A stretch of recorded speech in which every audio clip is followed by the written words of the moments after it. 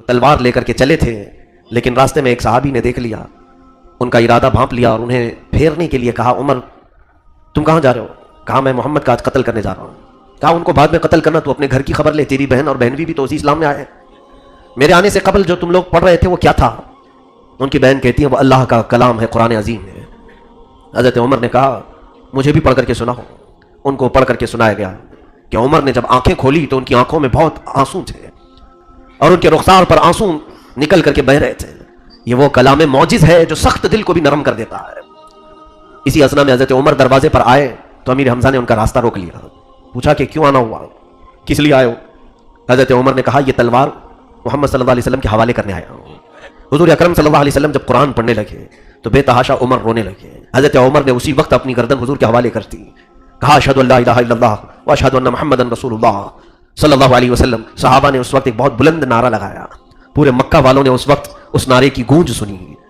آپ کی 10 سالہ خلافت میں اتنی فتوحات ہوئی کہ اگر میں گنانے لگ جاؤں تو کم از کم 2 گھنٹے لگیں گے، ان کی صرف جنگوں کے نام گناؤں۔ قیصر و کسریٰ، یہ 2 بادشاہوں کی بہت چلتی تھی، یعنی اس زمانے کے امریکہ اور رشیا، اور ہر ایک پر اپنی دادا گیری چلاتے بھی تھے جیسے آج چلاتے ہیں، لیکن ان کی دادا گیری سیدنا عمر فاروق کے سامنے چل نہیں سکی۔ تو وہ قیصر و کسریٰ کے قاصد آئے، ڈھونڈتے ہوئے دیکھا دوپہر کی گرمی میں درخت کے سائے میں کوئی نہیں ہے، تنہا ایک چادر بچھا کر حضرت عمر فاروق آرام کر رہے ہیں، قیلولے میں ہیں۔ تو کچھ لوگ وہاں جو کھڑے تھے اور کہا یہ ہے عمر جس کے خوف سے قیصر و کسریٰ وہاں بیٹھ کر کانپ رہے ہیں، وہ ڈر رہے ہیں، ہم کو دیکھنے کے لیے بھیجے، اتنا معمولی آدمی، کیوں نہ ہم اس کا قتل کر کے نکل جائیں۔ حضرت عمر بیدار ہوئے اور کہا جو تم دل میں سوچ رہے ہو اللہ کبھی ہونے نہیں دے گا، میرا رب میرا محافظ ہے۔ ان کے ہاتھوں سے تلواریں چھوٹ گئی، کہا یہ اور طاقت ہے۔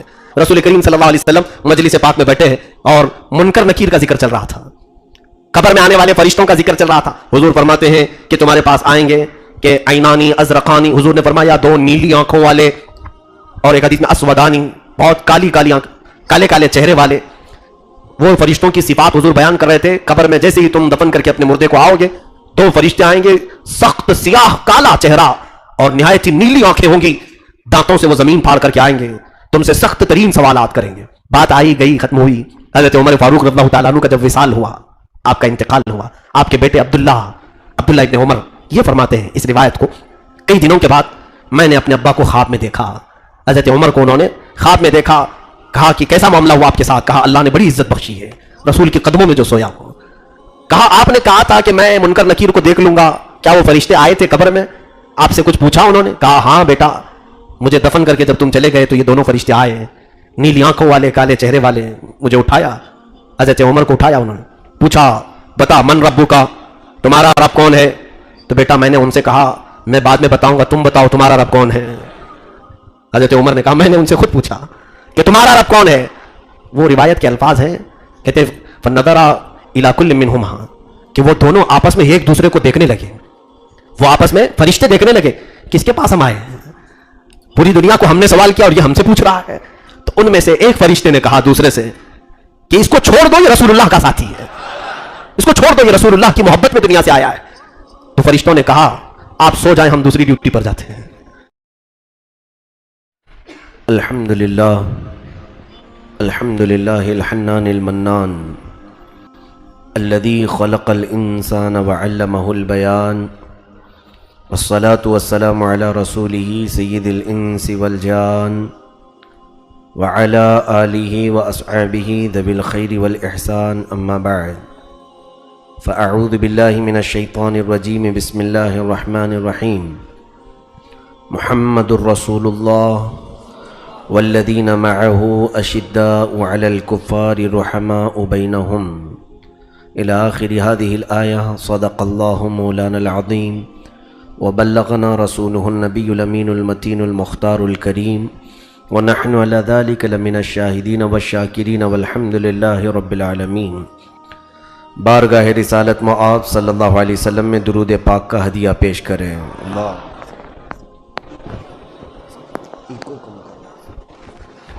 اللہم صلی علی سیدنا محمد وعلی آلہ واصحابہ وبارک وسلم صلاة دائمة سرمدا ابدا۔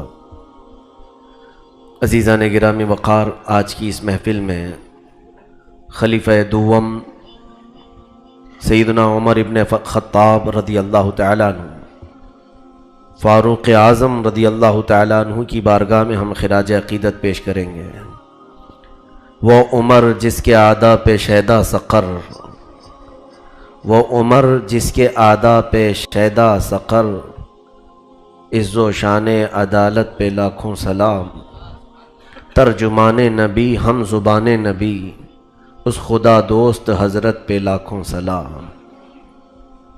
عزیزان گرامی وقار، رسول پاک صلی اللہ تعالیٰ علیہ وسلم کے اصحاب میں، حضور اکرم صلی اللہ تعالیٰ علیہ وسلم کی تبلیغ میں جو بہت زیادہ نمایاں کردار ادا کیے ہیں، ان میں حضرت عمر فاروق رضی اللہ تعالیٰ عنہ کا نام بھی سر فہرست آتا ہے۔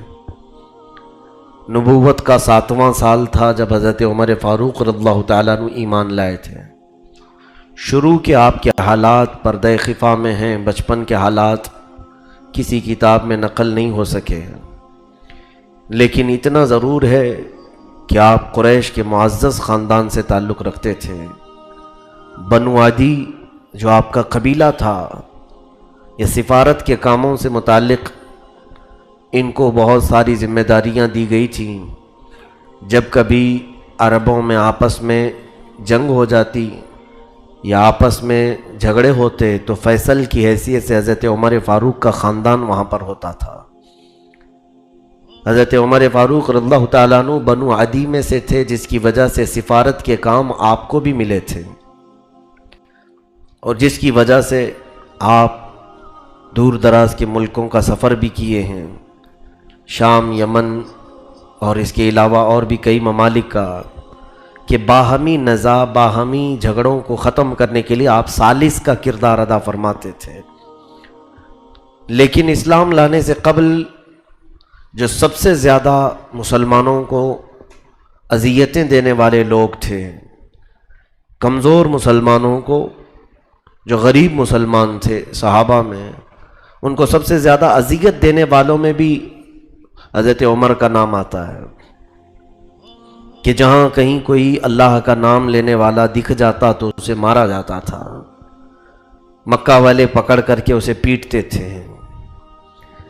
تو یہ مکہ میں تقریباً 13 سال تک یہی سلسلہ چلا ہے۔ موب لنچنگ تو اب ہو رہی ہے، اور اس کو نیا نام اگرچہ دیا گیا ہے، در حقیقت جو کیا جا رہا ہے یہ مکہ والوں کے، مشرکین کے انہی عادات کو دوبارہ اپنایا جا رہا ہے۔ بس فرق یہ ہے کہ کفار وہاں پر بھی تھے، مشرکین وہاں پر بھی تھے، آج بھی وہی ہیں، لیکن جن مسلمانوں کو اس وقت اذیت دی جا رہی تھی، ان مسلمانوں میں اور آج کے مسلمانوں میں بڑا فرق ہے، کہ وہ اذیت سہتے تھے لیکن اللہ اللہ ہی کہتے تھے، مصیبتوں کو گلے لگاتے تھے لیکن نبی کا دامن کبھی نہیں چھوڑتے تھے۔ عزیزان گرامی، مجھے آج اس بات پر کہنے میں کوئی دقت نہیں محسوس ہوتی۔ موب لنچنگ کرنے والے لوگ اس وقت 4-5 لوگ ملتے تھے اور ایک مسلمان کو پکڑ کر مارتے تھے، حرم کعبہ میں بھی، کسی مکہ کی گلی میں بھی۔ لیکن تاریخ اس بات کی شاہد ہے کہ جن لوگوں نے کثرت سے مسلمانوں کو مارا وہ خود ہی اسلام میں داخل ہوئے۔ ہمیں امید ہے کہ آج بھی اللہ انہیں ہدایت دے گا اور وہ اسلام کا پرچم پھر سے لہرائیں گے۔ اسی لیے اقبال نے کہا تھا، حرم کو مل گئے پاسباں صنم خانے سے۔ اکثر ایسا ہوا ہے کہ جنہوں نے شدت عداوت سے اسلام اور مسلمانوں کے خلاف علم بغاوت اٹھایا، پھر دنیا نے دیکھا ہے کہ انہی کے ذریعے سے اللہ تعالیٰ نے اسلام اور مسلمانوں کی حفاظت بھی فرمائی، ان کے دلوں میں اللہ اسلام کی ہدایت بھی عطا کرتا ہے۔ تو حضرت عمر کا حال انہی لوگوں میں سے تھا جو ضعیف، غریب اور کمزور مسلمانوں کو مارتے تھے۔ آپ کی حمیت اور غیرت بچپن سے ایسی تھی کہ لوگ آپ کے رعب و دبدبے سے خوف کھایا کرتے تھے۔ مکہ میں بڑے پہلوانوں میں بھی آپ کا شمار تھا، لحیم شہیم تھے، اور دیگر بہت سارے معاملات میں آپ کو لوگ فیصل کی حیثیت سے بٹھاتے تھے۔ جوانی سے ہی آپ کا حال یہ تھا۔ تو جہاں مکہ والوں نے پروپیگنڈا پھیلایا تھا مسلمانوں کے خلاف نئے دین کے متعلق الگ الگ باتیں، وہ حضرت عمر کو بھی وہی ساری باتیں پہنچی تھیں، لیکن دوسرے تمام کفار و مشرکین اس بات کی ہمت کبھی نہیں کر سکے کہ ان مسلمانوں کو مارنے کی بجائے سیدھے مسلمانوں کے جو امیر ہیں، رسول ہیں، ان کو مارا جائے، معاذ اللہ۔ انہیں ہمت نہیں ہو سکی، لیکن ان لوگوں کو معلوم تھا کہ اگر یہ دلیری اور بہادری کوئی کرے گا تو وہ عمر کر سکتا ہے۔ تو عمر کو اس وقت اتنا ورغلایا گیا اور کہا گیا کہ دیکھیں اس صحابی کا حال کیا ہے۔ صحابی کہتے ہیں دین سے ہٹا ہوا، محمد صلی اللہ تعالیٰ علیہ وسلم کو لوگ صحابی کہتے تھے۔ عمر کے کان اتنے بھرے گئے کہ انہوں نے تلوار نکالی اور کہا اب ان مسلمانوں کو مار کر کے کیا ہوگا، یہ روز بڑھتے ہی جا رہے ہیں۔ پہلے غریب مسلمان تھے، غریب لوگ ایمان لاتے تھے، اب تو شریف اور امیر لوگ بھی مکہ کے اسلام میں آنے لگ گئے ہیں۔ تب پھر عمر کو جب یہ لوگوں نے بہت زیادہ ورغلایا تو انہوں نے سوچا کہ اب ان کا ہی قتل کیوں نہ کر لیا جائے جن کے ذریعے سے یہ اسلام پھیل رہا ہے۔ اب ان کے اسلام لانے کا یہی واقعہ ہوا کہ وہ تلوار لے کر کے چلے تھے، لیکن راستے میں ایک صحابی نے دیکھ لیا، ان کا ارادہ بھانپ لیا اور انہیں پھیرنے کے لیے کہا عمر تم کہاں جا رہے ہو؟ کہا میں محمد کا آج قتل کرنے جا رہا ہوں۔ کہا ان کو بعد میں قتل کرنا، تو اپنے گھر کی خبر لے، تیری بہن اور بہنوی بھی تو اسی اسلام میں آئے ہیں، تو اپنے گھر والوں کی پہلے خبر لے۔ تو ان کو اور بھی جلال آیا کہ میرے گھر میں ہی یہ معاملہ ہو گیا، میں دوسروں کو مارتا تھا۔ اپنی بہن کے گھر آئے، فاطمہ بنت خطاب، وہ ایمان لائی تھیں، اور ان کے شوہر حضرت سعید، یہ دونوں ایمان لائے تھے۔ جس وقت حضرت عمر ان کے گھر پہنچے، دروازہ بند تھا لیکن اندر سے قرآن کی تلاوت کی آواز آ رہی تھی۔ ایک صحابی حضرت خباب بن الارت، وہ لوگوں کو تعلیم قرآن دیا کرتے تھے، جو نئے اسلام میں آتے ان کو قرآن پڑھانے کے لیے جاتے تھے۔ تو وہ صحابی اندر گھر میں بیٹھے شوہر اور بیوی کو قرآن پڑھا رہے تھے، حضرت عمر باہر سے قرآن سن رہے تھے۔ تو اب یقین ہو گیا، راستے میں جنہوں نے کہا تھا کہ میرے گھر میں بھی یہ لوگ اسلام لا چکے ہیں، تو سن کر کے اب یقین ہو گیا، دروازہ زور زور سے پیٹنے لگے۔ تو بہن اور بہنوی نے سمجھ لیا کہ عمر آئے ہیں اور پھر اب خیر نہیں ہوگی۔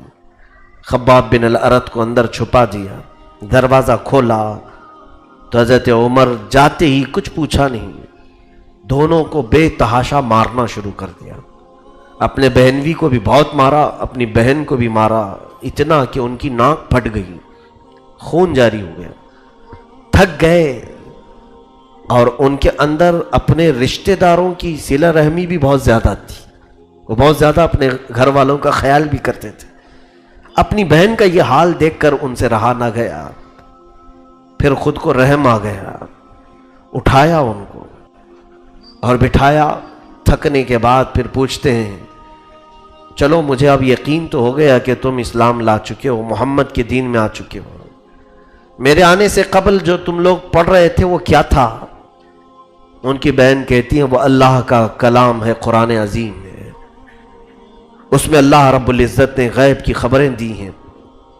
حضرت عمر نے کہا مجھے بھی پڑھ کر کے سناؤ، وہ مجھے بھی پڑھ کر کے سناؤ اور مجھے وہ قرآن دو۔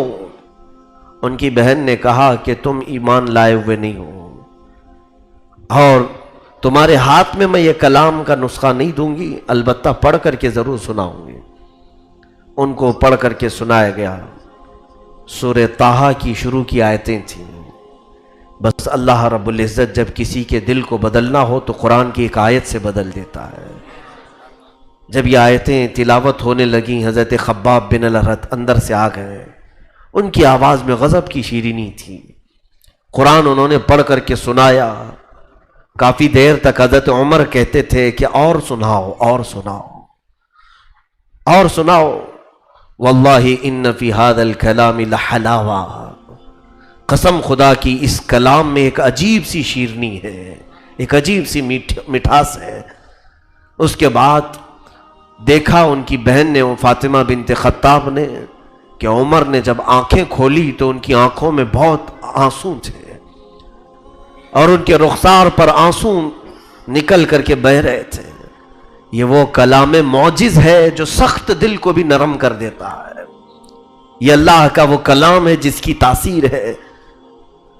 حضرت عمر نے کہا کہ میں جاتا ہوں محمد صلی اللہ علیہ وسلم سے براہ راست یہ کلام کے متعلق پوچھوں گا اور ان سے میں سوال کروں گا کہ یہ دین آخر ہے کیا. فاطمہ بنت خطاب ان کی بہن نے کہا عمر اللہ تیرا بھلا کرے، تو جا ایک بار ان سے مل تو لے. اب تک حضرت عمر کا سامنا نہیں ہوا تھا، صرف مسلمانوں کو پکڑ کر کے مارتے تھے. حضور صلی اللہ علیہ وسلم سے سن بھی لیتے کہ دین ہے کیا. ادھر حضرت عمر نکلے، ادھر رسول کریم صلی اللہ علیہ وسلم صحابہ کے ساتھ بیٹھے ہوئے تھے. اس وقت زیادہ صحابہ نہیں تھے، 39 صحابہ 39 لوگ تھے. اتنوں کے بیچ میں اس میں سے بھی چند لوگ تھے. فرماتے ہیں رسول کریم صلی اللہ علیہ وسلم دعا کے لیے ہاتھ اٹھا رہے تھے، یوں فرما رہے تھے اللہم اعز الاسلام باحد العمرین. اے اللہ تو اسلام کو عزت دے دو عمر میں سے کسی ایک عمر کے ذریعے سے. ایک عمر بن ہشام اور ایک عمر بن خطاب. مکہ میں دو عمر بہت مشہور تھے. عمر بن ہشام لوگ نام سن کر کے شاید نہیں پہچانیں گے، لیکن اس کا جب لقب کہا جائے ابو جہل تو ہر کوئی پہچانتا ہے. ابو جہل کا اصل نام عمر بن ہشام تھا اور دوسرا عمر ابن خطاب. یہ دونوں عمر مشہور تھے مکہ میں. رسول کریم صلی اللہ تعالی علیہ وسلم دعا کے لیے ہاتھ اٹھائے ہوئے ہیں صحابہ کی مجلس میں کہ دو عمر میں سے کسی ایک عمر کے ذریعے سے اسلام کو تو عزت عطا فرما. صحابہ نے آمین کہا. تھوڑی دیر نہ گزری تھی کہ دروازے پر حضرت امیر حمزہ پہرا دے رہے تھے کہ کوئی آ کر کے حضور کو تکلیف نہ پہنچائے. حضرت امیر حمزہ کا بھی رعب و دبدبا تھا. حضرت عمر کو تلوار لے کر کے تیزی سے آتے ہوئے دیکھا تو صحابہ نے کہا کہ عمر آ رہے ہیں. اور یہ عمر کے جب آنے کے حالات دیکھے صحابہ نے کہا کہ یہ بے قابو ہو جاتا ہے، اس کو کون قابو میں کرے گا. امیر حمزہ نے کہا نہ گھبراؤ میرے ساتھیو، عمر اگر اچھے ارادے سے آ رہا ہے تو ٹھیک ہے، نہیں تو میں بھی عمر سے کم نہیں، میں اس کا مقابلہ کروں گا. اسی اثنا میں حضرت عمر دروازے پر آئے تو امیر حمزہ نے ان کا راستہ روک لیا. پوچھا کہ کیوں آنا ہوا، کس لیے آئے ہو؟ حضرت عمر نے کہا یہ تلوار محمد صلی اللہ علیہ وسلم کے حوالے کرنے آیا ہوں. تلوار لٹکا کر کے آئے تھے لیکن وہ تلوار حضور کے حوالے کرنے آئے تھے. حضرت امیر حمزہ نے راستہ کشادہ کیا، حضور پاک صلی اللہ تعالی علیہ وسلم کی بارگاہ میں آئے، ایسے بیٹھے کہ سب سے زیادہ قریب ہو کر کے آپ کے گھٹنے حضور کے گھٹنوں کے قریب آ گئے. اللہ کے حبیب صلی اللہ تعالی علیہ وسلم سے انہوں نے 2-3 باتیں پوچھی. حضور اکرم صلی اللہ علیہ وسلم جب قرآن پڑھنے لگے تو بے تحاشا عمر رونے لگے. کہا اتنے سال میں کس غفلت میں تھا، اتنے سال میں کون سی جہالت میں تھا. اور اندازہ کرو میرے عزیزو، آج 14 صدیوں کے بعد کوئی اچھی آواز والا قاری قرآن پڑھتا ہے تو ہماری آنکھیں بھیگ جاتی ہیں، جبکہ ہم عجم ہیں، ہم عجمی لوگ ہیں، عربی سمجھتے نہیں ہیں. عربی جسے نہیں سمجھ میں آتی ہے اس کا دل ہل جاتا ہے. جو اہل عرب ہوں گے، جن کی مادری زبان عربی ہو، جن کی زبان میں قرآن اترا ہو، ان کے سامنے قرآن تلاوت ہو رہا ہو اور وہ بھی صاحب قرآن نے تلاوت کیا ہو محمد رسول اللہ صلی اللہ علیہ وسلم نے، تو ان کے دل تو ہلنا ضروری ہے. حضرت عمر نے اسی وقت اپنی گردن حضور کے حوالے کر دی. کہا اشہد ان لا الہ الا اللہ واشہد ان محمدن رسول اللہ صلی اللہ علیہ وسلم. صحابہ نے اس وقت ایک بہت بلند نعرہ لگایا. پورے مکہ والوں نے اس وقت اس نعرے کی گونج سنی. حضرت عمر کے اسلام لانے کی خوشی میں، اور صحابہ نے مبارکبادی دی. اے عمر مبارک ہو تجھے، رسول اللہ کی دعا تمہارے حق میں قبول ہو گئی. حضور نے 2 عمر میں سے کسی ایک عمر کے ذریعے سے اللہ کی بارگاہ میں یہ التجا کی تھی کہ اسلام کو عزت بخشے، وہ رسول پاک کی دعا تیرے حق میں قبول ہو گئی۔ حضرت عمر فاروق رضی اللہ تعالیٰ عنہ ایمان لائے۔ جب زمانے جاہلیت میں تھے تب بھی ان کا رعب و دبدبا ویسی تھا، کسی سے خوف نہیں کھائے، کسی سے ڈرے نہیں، وہ علل اعلان مجلسوں میں شریک ہوتے تھے۔ ایمان لانے کے بعد بھی آپ کی وہی کیفیت تھی، وہی حالت تھی۔ رسول کریم صلی اللہ علیہ وسلم سے آپ نے یہی سوال کیا کہ ہم ایمان لائے ہیں، اسلام لائے ہیں، تو اب کفر و شرک کا مقابلہ بھی کریں گے۔ فرماتے حضرت عمر کہ میں نے زمانے جاہلیت میں جتنے مسلمانوں کو تکلیفیں دی تھی، میں چاہتا تھا کہ اب ایمان لانے کے بعد کفر و شرک کے خلاف ویسی کھڑے ہو کر کفارہ ادا کر لوں، پہلے جو کچھ ہو چکا اس کا کفارہ ادا کروں۔ اب حضور سے انہوں نے اصرار کیا، ہم حق پر ہیں؟ رسول کریم صلی اللہ علیہ وسلم نے فرمایا کیوں نہیں عمر، ہم حق پر ہیں۔ حضرت عمر نے کہا ہم حق پر ہیں تو ہم حق حاصل کر کے رہیں گے، اس لیے کہ حق ہی کی یہ شان ہے کہ وہ خانہ کعبہ کے سامنے جا کر علل اعلان نماز پڑھے ہیں۔ حضور پاک صلی اللہ تعالیٰ علیہ وسلم نے منع فرمایا۔ پھر تھوڑی دیر کے بعد آپ نے پھر وہی بات دہرائی۔ تیسری مرتبہ رسول کریم صلی اللہ علیہ وسلم نے اجازت دی سارے صحابہ کو کہ عمر یہ کہتے ہیں کہ آج ہم بیت اللہ میں جا کر کے نماز پڑھیں۔ اس وقت تک نماز گھروں میں ہوتی تھی، چھپ چھپ کر کے مسلمان پڑھتے تھے۔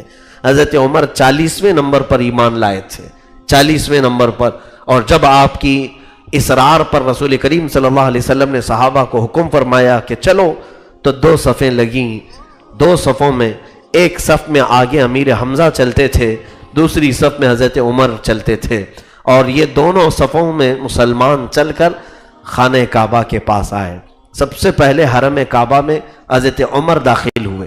ان کے خاندان کا ایک شخص وہاں بیٹھا ہوا تھا، بنو عدی کا، اس کو بلایا اور کہا اے انسان سن لے، سب کو اعلان کر دے اور بتا دے خطاب کا بیٹا عمر اسلام لا چکا ہے، اسلام لا چکا ہے۔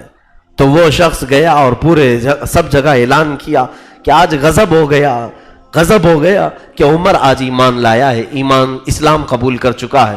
تو مکہ والے بہت سارے جمع ہوئے، بہت سارے آئے، اور جب حضرت عمر فاروق رضی اللہ تعالیٰ عنہ حضور صلی اللہ تعالیٰ علیہ وسلم کے پیچھے سایہ بن کر کے ایسے کھڑے تھے کہ لوگوں کو دیکھا مسجد حرم میں جوق در جوق داخل ہو رہے ہیں، ان کو آج ایک بڑی خبر ملی تھی کہ عمر ایمان لائے، تو کچھ لڑنے بھڑنے کے ارادے سے آئے تھے۔ تو حضرت عمر کہتے ہیں کہ اگر تم میں سے ہر خاندان کے 300 لوگ آئے، عمر ان کے لیے اکیلا کافی ہوگا۔ اور علل اعلان رسول کریم صلی اللہ علیہ وسلم کے ساتھ نماز ادا کیے، کسی کو بھی ہمت نہ ہو سکی کسی ایک مسلمان کو بھی ہاتھ لگا سکے۔ خدایا پھر سے ہمیں عمر کی آج ضرورت ہے۔ رسول کریم صلی اللہ تعالیٰ علیہ وسلم کے وہ عظیم جانثار صحابی جنہوں نے اسلام کی عزت میں اور اسلام کے وقار میں 4 چاند لگائے تھے، اسی دن رسول کریم صلی اللہ علیہ وسلم نے ان کو فاروق کا لقب عطا فرمایا۔ فاروق کہتے ہیں فرق پیدا کرنے والا۔ عمر کے اسلام لانے کے بعد کفر کیا ہے، اسلام کیا ہے، فرق پیدا ہو گیا۔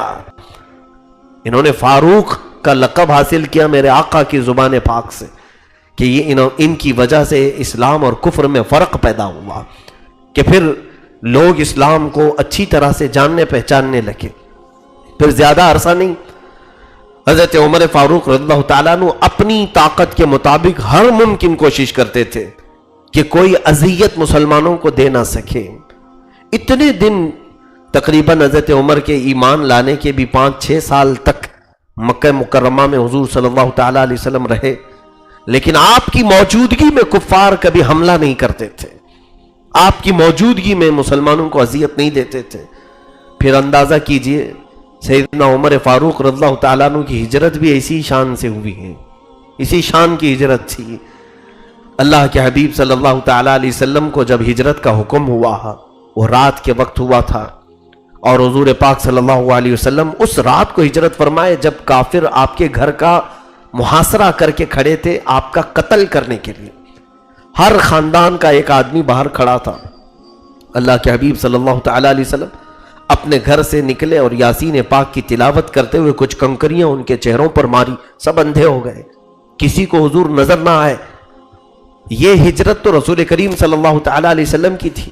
اس طرح سے میرے آقا صلی اللہ علیہ وسلم ہجرت فرما کر مدینہ طیبہ کی طرف چل پڑے ہیں. وہ اللہ کی مصلحتوں میں سے ایک مصلحت تھی اس طرح کی ہجرت. پھر بعض صحابہ وہ ہیں جو بڑی تکلیف سے ہجرت کی. عبداللہ ابن مسعود، ان کو حرم کعبہ میں بہت مارا گیا تھا، کھینچ کر کے لایا گیا تھا. حضرت مصعب بن عمیر، حضرت صہیب، ان لوگوں کو ان کے گھر والوں نے تک تکلیفیں دی تھی. یہاں تک کہ یہ لوگ راستے میں پہنچے تو گنڈوں کو بھیج کر کے ان کو مارا گیا تھا، ان کے جسم کو، ان کی ہڈیوں کو توڑا گیا تھا.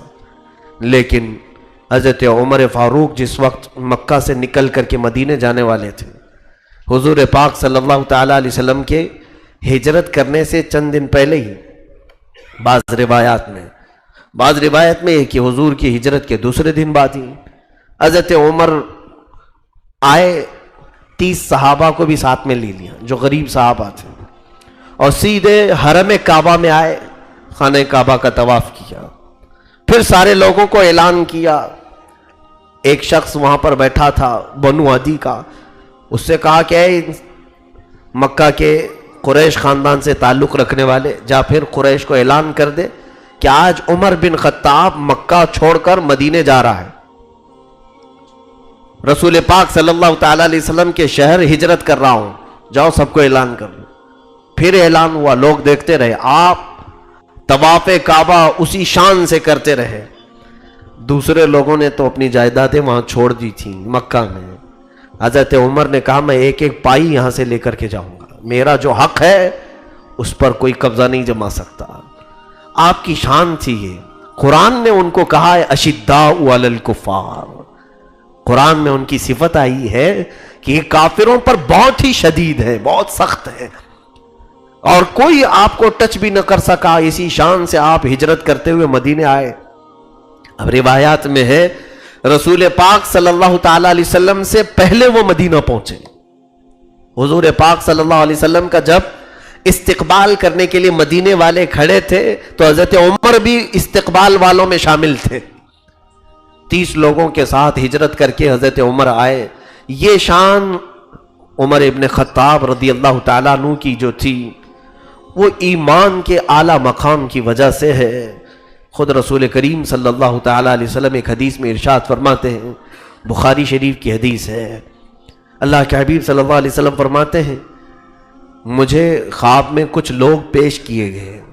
میں نے کچھ لوگوں کو دیکھا، سب کے جسموں پر جبے تھے، کسی کا جبہ کمر تک، کسی کا جبہ سینے تک لٹکا ہوا ہے، یعنی کسی کا چھوٹا ہے کسی کا آدھا ہے. اسی اثنا میں میرے سامنے عمر بن خطاب کو لایا گیا، ان کا جبہ زمین پر گھسٹ رہا تھا، یعنی اتنا لمبا تھا کہ جھول رہا تھا. تو صحابہ نے پوچھا یا رسول اللہ صلی اللہ علیہ وسلم اس خواب کی کیا تعبیر ہے؟ اللہ کے حبیب صلی اللہ علیہ وسلم نے فرمایا اس جبے سے مراد ایمان ہے، جس کے اندر جتنا ایمان تھا وہ مجھے دکھایا گیا. عمر کا ایمان اتنا زیادہ ہے. عمر فاروق رضی اللہ تعالیٰ عنہ کے اس عظیم ایمان کی بشارت تو خود رسول پاک نے عطا فرمائی. جب کسی کے دل میں ایمان زیادہ آ جائے تو خوف اتنا ہی نکل جاتا ہے. یہ جو خوف کا ماحول ہمارے دلوں میں آتا ہے ایمان کا نقص ہے، ایمان کی کمی ہے جو خوف لاتی ہے. اسی لیے اللہ تعالیٰ نے قرآن میں جو فرمایا الا ان اولیاء اللہ لا خوف علیہم، بے شک اللہ کے ولیوں کو کوئی خوف نہیں ہوتا.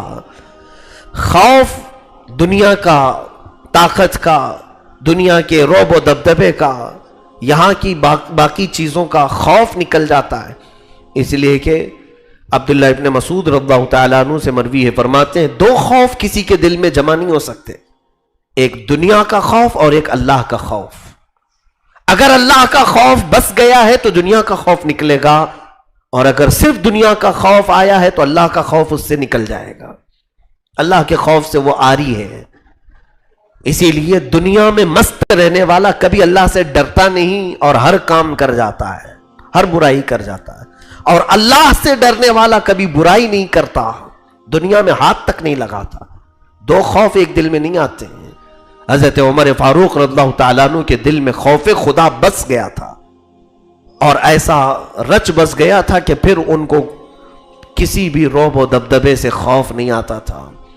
حضرت عمر فاروق رضی اللہ تعالیٰ عنہ کے بہت سارے اولیات ہیں، بہت ساری فضیلتیں ہیں۔ اللہ رب العزت نے ایمان لانے کے بعد جو ان کی قلب کو ہدایت عطا فرمائی، میرے عزیزو، ایسا بہت کم ہوتا ہے کہ خالص اللہ اور اس کے رسول کے لیے لوگ دوستی کرتے ہوں اور اللہ اور اس کے رسول کے لیے لوگ دشمنی کرتے ہوں۔ یہ حضرت عمر کا خاصہ تھا۔ آپ نے جس سے بھی دوستی کی ایمان لانے کے بعد، وہ صرف رسول اللہ کی نسبت سے دوستی کی، اور جس سے دشمنی کی وہ رسول سے دشمنی کی وجہ سے کی، اللہ کے دشمنوں سے دشمنی کی۔ یہاں الٹ گئی ہے بات اب۔ ان کی صفت میں کیا قرآن کہہ رہا ہے؟ اشداء علی الکفار رحماء بینہم، وہ کافروں پر بہت سخت تھے اور آپس میں نرم دل تھے، بہت رحم دل تھے۔ لیکن ہم نے بدل لیا ہے، ابھی آپس میں سخت ہو چکے ہیں اور کافروں کے لیے نرم دل ہو رہے ہیں، ان کی جی حضوری کے لیے کھڑے رہتے ہیں، ان کی خوش آمدی کے لیے ہم اپنے آپ کو بدلنے کو بھی تیار ہیں۔ کئی علاقوں میں اب یہ سننے کو مل رہا ہے کہ لوگ اپنا نام بدل کر کے انہیں راضی رکھنے کی کوشش کر رہے ہیں۔ تم پوری دنیا میں جی جان لگا دو ان کو راضی کرنے کے لیے، قرآن کہتا ہے تم ہرگز انہیں راضی نہیں کر سکو گے، وہ تم سے کبھی نہیں راضی ہوں گے۔ ایسے کئی لوگ اب راستے پر آ رہے ہیں جن کے چہروں پر داڑھیاں ہیں، سروں پر بڑی بڑی ٹوپیاں، حد تو یہ ہے کہ کچھ خانقاہوں کے سجادے بھی باہر نکل آئے ہیں کفار و مشرکین کی حمایت کرنے کے لیے۔ ان کی حمایت میں ان کو ایسا لگتا ہے کہ ہم گفتگو کریں گے تو ہماری جان بچ جائے گی۔ میں نے جمعہ میں وہ کہا تھا، سفید بیل اور لال بیل والا واقعہ، کہ تم شیر سے دوستی کرنے کی کوشش کر رہے ہو، شیر کی عادت ہے پھاڑ کھانا۔ تم سانپ سے دوستی کرنے کی کوشش کر رہے ہو، سانپ کی فطرت ہے ڈنک مارنا، ڈسنا۔ یہاں کچھ لوگ آج ان حالات میں یہ سمجھ رہے ہیں کہ ہم ان کی جی حضوری کر لیں گے، ان کی ہاں میں ہاں ملا دیں گے، آج جو کچھ بھی چل رہا ہے اس کو حق کہہ دیں گے تو یہ ہمیں چھوڑ دیں گے۔ ایسا نہیں ہو سکتا میرے عزیزو، یاد رکھنا ہمارے بعد پھر تمہارا بھی نمبر آئے گا۔ یہ تم کو صفحہ ہستی سے مٹا ڈالیں گے، پھر یہ نہیں دیکھیں گے کہ تم ان کی حمایت کرتے تھے کہ نہیں کرتے تھے۔ اس لیے کہ آزادی کے موقع پر بھی ایسے معاملات ہوئے ہیں، کچھ علماء انگریزوں کی حمایت میں فتوے دیے تھے، ان کو ذل اللہ کہا تھا۔ ذل اللہ کا مطلب ہوتا ہے یہ اللہ کا سایہ ہے۔ ان انگریزوں کے متعلق کچھ علماء کہتے تھے کہ ان کے خلاف بغاوت مت کرو، یہ بہت عدل کرنے والے لوگ ہیں، دیکھو انہوں نے ٹرینیں بنا دی ہیں، انہوں نے پٹریاں بچھا دی ہیں، انہوں نے عمارتیں کھڑی کر دی ہیں۔ ان کی فضیلت میں کچھ تقریریں ہوتی تھی اس وقت، لیکن ہوا کیا؟ ان کی فضیلت میں بیان کرنے والے بچ گئے؟ نہیں۔ جب علماء اہل سنت کو تختہ دار پر چڑھایا جا رہا تھا تو بعد میں پھر یہ ان کی بولی بولنے والوں کو بھی قتل ہونا پڑا، مصیبتوں کا سامنا کرنا پڑا۔ تو آج میں یہ کہتا ہوں کہ عمر جیسا ایمان لاؤ کہ اگر دوستی ہو تو اللہ اس کے رسول کی وجہ سے ہو، اور دشمنی ہو تو اللہ اس کے رسول کی وجہ سے ہو، ذاتی چیزیں داخل نہ ہونے پائیں۔ سیدنا عمر فاروق رضی اللہ تعالیٰ عنہ کی چند باتیں میں آپ کو بتا دوں۔ حضرت بلال حبشی رضی اللہ تعالیٰ عنہ غلام تھے، غلامی میں انہوں نے اپنی زندگی کے بیشتر ایام گزار دیے۔ ان کا جو مالک تھا مکہ میں، امیہ، جو حضرت بلال کو سخت اذیتیں دیتا تھا، اتنی اذیتیں کہ ان کا جسم پورا گل چکا تھا، ان کی پیٹھ پر اتنے داغ تھے جلانے کے، انگاروں پر سلایا گیا، اوباش بدماش لڑکوں کے ہاتھ میں رسی باندھ کر کے حضرت بلال کو دے دیتا تھا، اور وہ نوجوان بدماش قسم کے لوگ آوارہ بلال حبشی کو پیر میں رسی باندھ کر مکہ کی گلیوں میں کھینچتے تھے، لے کر کے جاتے تھے، گرم ریت پر سلایا جاتا تھا۔ یہ سب اذیتیں بلال حبشی نے برداشت کی۔ غلامی سے آپ کو جس وقت آزادی ملی وہ بھی سیدنا ابو بکر صدیق رضی اللہ تعالیٰ عنہ نے آزاد کروایا. حضرت ابو بکر صدیق کی کل آپ نے سیرت سماعت کی، اس میں ایک شوشہ یہ بھی تھا کہ آپ کثرت سے حضور صلی اللہ علیہ وسلم کے غلاموں کو کافروں کی غلامی سے آزاد کرواتے تھے، کافروں کی غلامی سے آزاد کر کے حضور کی غلامی میں ڈال دیتے تھے. یہ حضرت بلال حبشی ہیں، غلام ہیں. میرے عزیزوں دیکھیں آپ، حضرت عمر فاروق رضی اللہ تعالیٰ عنہ جب خلیفہ بنے اور آپ کی خلافت کا دور ابھی میں ذکر کروں گا، کیا رعب و دبدبہ، کبھی کم نہیں ہوا آپ کا رعب و دبدبہ. زمانے جاہلیت میں بھی، اسلام لانے کے بعد بھی، آپ کے خلیفہ بننے کے بعد بھی لوگ آپ کے چلتے پھرتے بھی خوف کھایا کرتے تھے. حضرت عمر تو ہمیشہ کندھے پر درہ لے کے چلتے تھے، کوڑا لے کے چلتے تھے. شریعت کے خلاف کوئی بات دیکھتے تو بازار میں ہی کوڑے لگانا شروع کر دیتے تھے. حضرت عمر کا جلال بھی تھا. خود رسول کریم صلی اللہ علیہ وسلم نے فرمایا، میرا عمر جس راستے سے گزرتا ہے اس راستے پر شیطان نہیں آتا. جہاں تک حضرت عمر کی خوشبو جاتی تھی، چھاؤں نہیں ہوتی ہو، وہاں تک شیطان نہیں آتا تھا. دوسروں کی بات تو چھوڑے. تو اس عمر فاروق رضی اللہ تعالیٰ عنہ کا حال یہ تھا جو بات میں کہنے جا رہا ہوں. جب حضرت بلال حبشی کو بلاتے تھے تو یوں کہہ کر کے بلاتے تھے، یا سیدنا بلال، اے ہمارے آقا بلال آ جائیے. وہ غلام تھے، حبشی غلام، زندگی انہوں نے غلامی میں کاٹ لی. اور اسلام لانے کے بعد، ایمان لانے کے بعد حضرت بلال کا ایسا کوئی بہت بڑا گھر نہیں تھا، بہت بڑی عمارت نہیں تھی، بہت بڑی ڈیوٹیاں، ذمہ داریاں نہیں تھیں. جس طرح سے نارمل زندگی گزارنی تھی ویسی وہ زندگی گزار رہے تھے عام لوگوں میں. لیکن اس کے باوجود حضرت عمر جب ان کو بلاتے تھے یوں کہتے تھے، یا سیدنا بلال، اے ہمارے آقا بلال آئیے. حضرت بلال کہتے تھے، امیر المومنین آپ مجھے سیدنا کہتے ہیں، در حقیقت آپ ہمارے سیدنا ہیں، آپ ہمارے آقا ہیں. حضرت عمر کہتے تھے، بلال میں تمہیں جو سیدنا کہتا ہوں وجہ یہ ہے کہ جو جسم میں تم نے اپنے داغ محبت رسول میں لیے وہ ہم نے بھی نہیں لیے. حضور پاک صلی اللہ تعالی علیہ وسلم کی محبت میں جو تم نے مشقتیں برداشت کی ہیں وہ ہم نے نہیں برداشت کی. تو یہاں سے پتہ چلتا ہے حضرت عمر کی محبت بھی تھی تو وہ حضور کی وجہ سے تھی. جو رسول کریم صلی اللہ علیہ وسلم سے ریلیٹڈ ہے اس کی بہت زیادہ قدر کرتے تھے حضرت عمر. اور محبت رسول کا یہی جلوہ دیکھنے کو ملتا ہے ہر جگہ پر. اسی لیے حضرت عمر رضی اللہ تعالیٰ عنہ کی یہ زبان میں ہے کہ جو رسول پاک صلی اللہ تعالیٰ علیہ وسلم کا ہو گیا وہ ہمارا ہے، اور جو ان سے بیگانہ ہوا اس سے ہمارا کوئی رشتہ ہی نہیں. جانتے ہیں آپ جنگ بدر جب ہوئی، جنگ بدر میں اللہ رب العزت نے مسلمانوں کو فتح عظیم عطا فرمائی. اس میں حضرت عمر بھی تھے. 313 ہی لوگ تھے لیکن 1000 سے زیادہ کافروں کو مار بھگایا. 140 لوگ، تقریباً 140 لوگ، 70 مارے گئے تھے اور 70 قیدی بن کر کے آئے تھے. 140 لوگوں کا نقصان تھا ان کے کافروں کا، جو 70 قیدی بنا کر کے لائے گئے تھے. کہ کافروں کے متعلق حضور نے مشورہ لیا صحابہ سے کہ ان کے ساتھ کیا کیا جائے، ان کے ساتھ کیا سلوک کیا جائے، یہ قیدی بن کر کے آئے ہیں. حضرت عمر فاروق رضی اللہ تعالیٰ عنہ سے بھی حضور مشورہ لیتے، حضرت ابو بکر سے بھی.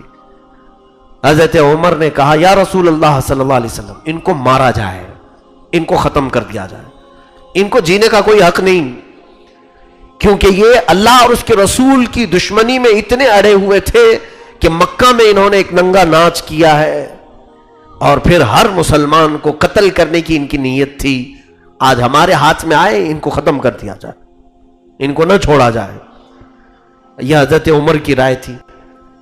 حضرت ابو بکر سے پوچھا تو انہوں نے کہا، یا رسول اللہ صلی اللہ علیہ وسلم ہے تو یہ قرابت دار، رشتہ داروں میں سے ہی لوگ ہیں، مکہ والے ہیں، قبیلوں میں سے، خاندانوں میں سے، ایسا کر لیا جائے کہ ان سے فدیہ لے کر کے، کچھ مال لے کر کے چھوڑ دیا جائے، ان سے کچھ مال لے کر انہیں آزاد کر دیا جائے، ہو سکتا ہے بعد میں یہ ایمان لے آ جائے۔ یہ حضرت ابوبکر کی رائے تھی۔ حضور صلی اللہ تعالیٰ علیہ وسلم نے حضرت ابوبکر کی رائے کو پسند کیا، پھر ان سے فدیہ لیا گیا، مال لیا گیا، اور جنگ بدر کے قیدیوں کو چھوڑ دیا گیا۔ اب سنیے، جب واپس آئے تو قرآن کی آیت نازل ہوئی، ما کان لنبی ان یکون لہ اسرا حتی یثخن فی الارض تریدون عرض الدنیا واللہ یرید الاخرہ۔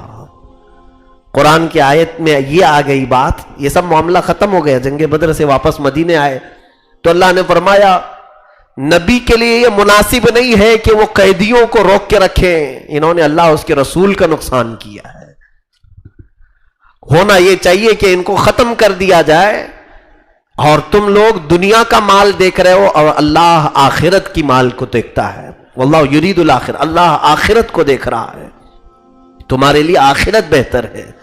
یعنی آیت حضرت عمر فاروق کی رائے کے مطابق آئی، فیصلہ پہلے ہو چکا تھا۔ حضرت عمر کو لوگ آج سننا پسند نہیں کریں گے، جو نیوٹرل لوگ ہیں۔ اگر میں بیان کروں تو جو سیکولر ہیں ان کے دھوئے نکلنے شروع ہو جائیں گے، اب بہت سخت باتیں ہو گئی، اتنی سخت باتیں آج کے ماحول میں نہیں کرنا چاہیے۔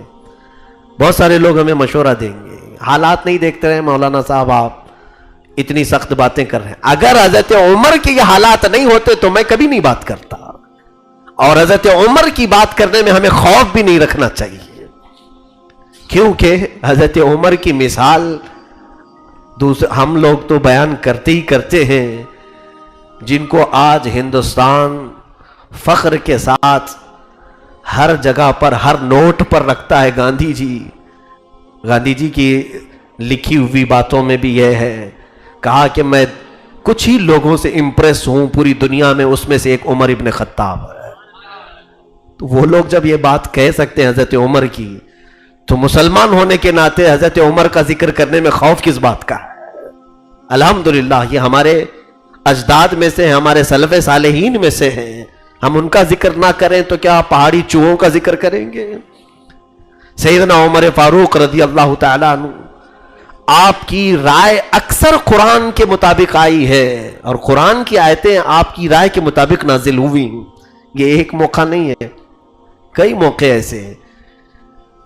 اس کے علاوہ آپ دیکھیں حضرت عمر فاروق رضی اللہ تعالیٰ عنہ کی یہ جو سختی تھی، دشمنان رسول کے لیے تھی، دشمنان اسلام کے لیے تھی۔ جنگ بنی مستلق میں، غزوہ بنی مستلق ایک غزوہ ہے جس میں حضور پاک صلی اللہ علیہ وسلم تشریف لے کر گئے تھے۔ غزوے سے واپس آنے کے وقت ایک انصاری صحابی اور ایک مہاجر صحابی، دونوں کے درمیان پانی کے مسئلے کو لے کر کچھ تکرار ہو گئی، پانی کا کچھ مسئلہ تھا، آپس میں تکرار ہوئی۔ یہ تکرار بڑھتے بڑھتے کیا ہو گئی کہ مہاجرین اور انصار بہت سارے صحابہ کو بیچ میں آنا پڑا۔ اس وقت اس جہاد میں ایک شخص تھا عبداللہ بن ابی، منافق تھا یہ، لیکن ظاہر مسلمان۔ منافق کسے کہتے معلوم ہے نا؟ یعنی اندر سے اس کے اسلام کی دشمنی بھری ہوئی ہے، لیکن وہ سامنے سے نام مسلمان رکھتا ہے، نماز پڑھتا ہے، ٹوپی رکھتا ہے، سب کچھ مسلمانوں کی طرح جیتا ہے، لیکن اندر اس کے دشمنی ہے۔ ایسے آج بھی بہت سارے ہوں گے، ان کو پہچاننے کے لیے ظاہر سی بات ہے غیب کی نگاہیں بھی چاہیے، اسی لیے اس زمانے میں ہم منافق کسی کو نہیں کہہ پاتے ہیں۔ رسول کریم صلی اللہ علیہ وسلم چونکہ نگاہ غیب بھی رکھتے تھے، وہ غیب داں رسول تھے، لیکن کچھ مصلحتیں تھی حضور صلی اللہ تعالیٰ علیہ وسلم بیان نہیں فرمایا۔ عبداللہ بن ابی یہ صرف اسی لیے اسلام لایا تھا کہ اسلام کا بول بالا بہت ہو رہا تھا، ہر جگہ دیکھو اسلام کو فتح مل رہی ہے، کافروں کی بہت زیادہ شرمناک شکستیں ہو رہی تھی۔ تو عبداللہ بن ابی مدینے کا رہنے والا، یہ بڑا آدمی تھا، رئیس آدمی تھا، دل میں کہیں نہ کہیں کھوٹ جو رہتی ہے وہ نکل جاتی ہے منہ سے۔ اس نے وہ جھگڑے کو دیکھ کر کے کیا بات کہی جانتے ہیں آپ؟ عبداللہ بن ابی نے کہا، اے لوگو، یہ مہاجرین مدینے میں بہت زیادہ ہو گئے، یہ آ کر کے بس گئے اور ہم لوگوں کا جینا تنگ کر دیا انہوں نے۔ یہ کمتر لوگ تھے، یہ ذلیل لوگ تھے، اور آ کر کے مدینے میں بس گئے۔ اس نے ایسے سخت جملے مہاجرین کے لیے استعمال کیا۔ یاد رکھیں زمین اللہ کی ہے، کسی کے بھی متعلق اس طرح کا تعصب جائز نہیں کہ ممبئی میں یو پی والے بہت زیادہ ہو گئے ان کو نکالنا چاہیے، بہار والے بنگال والے بہت زیادہ ہو گئے. یہ عبداللہ بن ابی کی حرکتیں منافقین کی.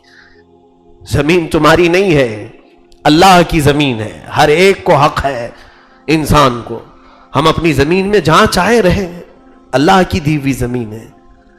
تو میرے عزیزو، عبداللہ بن ابی نے یہ مہاجرین کے متعلق جب جملہ کہا اور یہ کہا کہ جب ہم مدینے جائیں گے تو دیکھنا ان ذلیلوں کو ہم نکالیں گے مدینے سے.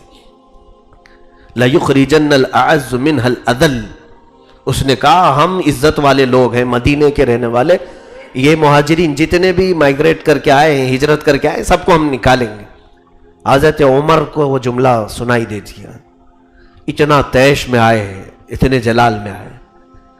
حضور صلی اللہ تعالیٰ علیہ وسلم کے پاس آ کر کے کہنے لگے یا رسول اللہ صلی اللہ علیہ وسلم، مجھے اجازت دیں یا عباد بن بشر، وہ بھی مدینے کے تھے، کہا دونوں میں سے کسی ایک کو اجازت دے، عبداللہ بن ابی کی ہم گردن اڑانا چاہتے ہیں. اس نے مہاجرین کے بارے میں ایسے سخت جملے کہے جب تک کسی کو بھی یہ نہیں خبر ہے کہ عبداللہ بن ابی منافق ہے. نہیں، کوئی نہیں کہتا تھا، وہ مسلمان تھا، دیکھنے میں مسلمان ہی تھا. حضور صلی اللہ علیہ وسلم نے بھی منع کر دیا، عمر پھر لوگ کیا کہیں گے کہ محمد اپنے ہی ساتھیوں کا قتل کروا رہے ہیں، وہ میرے ساتھ جہاد میں آیا، میرے ساتھ جنگ کیا، اس کا ہم قتل کیسے کریں؟ حضرت عمر نے کہا کہ نہیں یا رسول اللہ، اس کا قتل ہونا چاہیے، اس کے دل میں اسلام نہیں ہے. حضرت عمر یہ بار بار کہتے رہے. اور اس کے بعد حضرت عمر جب بھی بات کرتے تو قرآن کی دلیل سے بات کرتے تھے. حضرت عمر نے ایک آیت پڑھی، یا رسول اللہ صلی اللہ علیہ وسلم، کیا اللہ یہ نہیں فرما رہا ہے استغفر لهم او لا تستغفر لهم ان تستغفر لهم 70 مرہ فلن یغفر اللہ لهم. اے نبی، آپ ان کے لیے بخشش کی دعا کریں یا نہ کریں، یا 70 بار آپ ان کے لیے بخشش کی دعا کریں، اللہ ان کو ہرگز معاف نہیں کرے گا. یہ اللہ نے جب فرمایا ہے، حضور نے حضرت عمر سے کہا اے عمر، اگر مجھے یہ معلوم ہو جائے کہ 70 سے زیادہ بار بخشش مانگنے سے اللہ بخش دے گا تو پھر میں اس کے لیے 70 سے زیادہ بار دعا کروں گا. حضور نے فرمایا، حضرت عمر چپ ہو گئے، خاموش ہو گئے. اس کے بعد عبداللہ بن ابی مر گیا، ختم ہو گیا. حضرت عمر کہنے لگے یا رسول اللہ صلی اللہ علیہ وسلم، یہ ختم ہو گئی بدبو، اب آپ اس کے جنازے میں نہ جائیں. وہ اسلام کی دشمنی رکھتا تھا.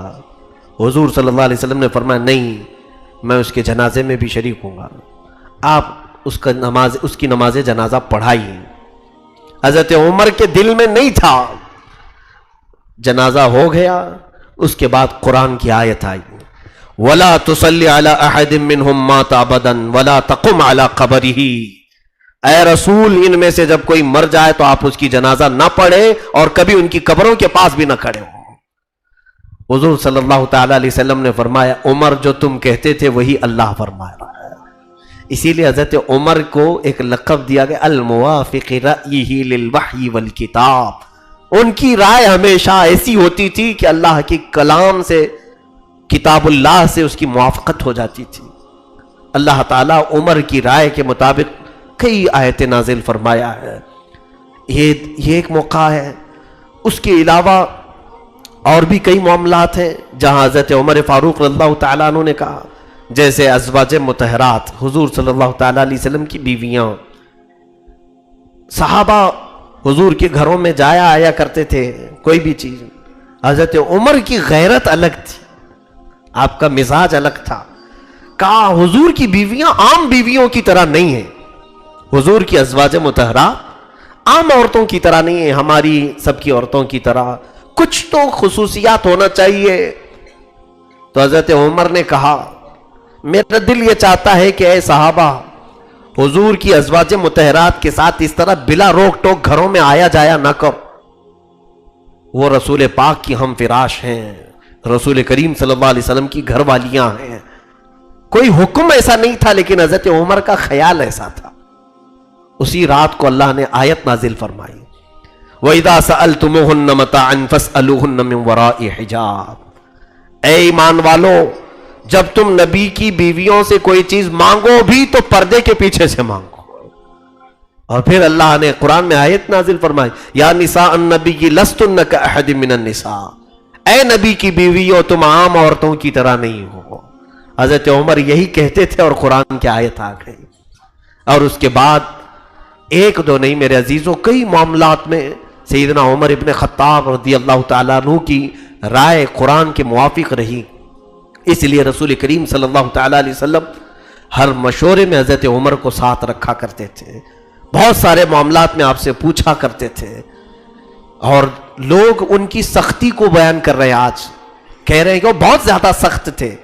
میں کہتا ہوں اتنے ہی سخت اگر تم ہو جاؤ تو دنیا سب نرم ہو جائے گی, ساری چیزوں کی نرمی خود بخود آ جائے گی اللہ کے لیے اور رسول اللہ کے لیے.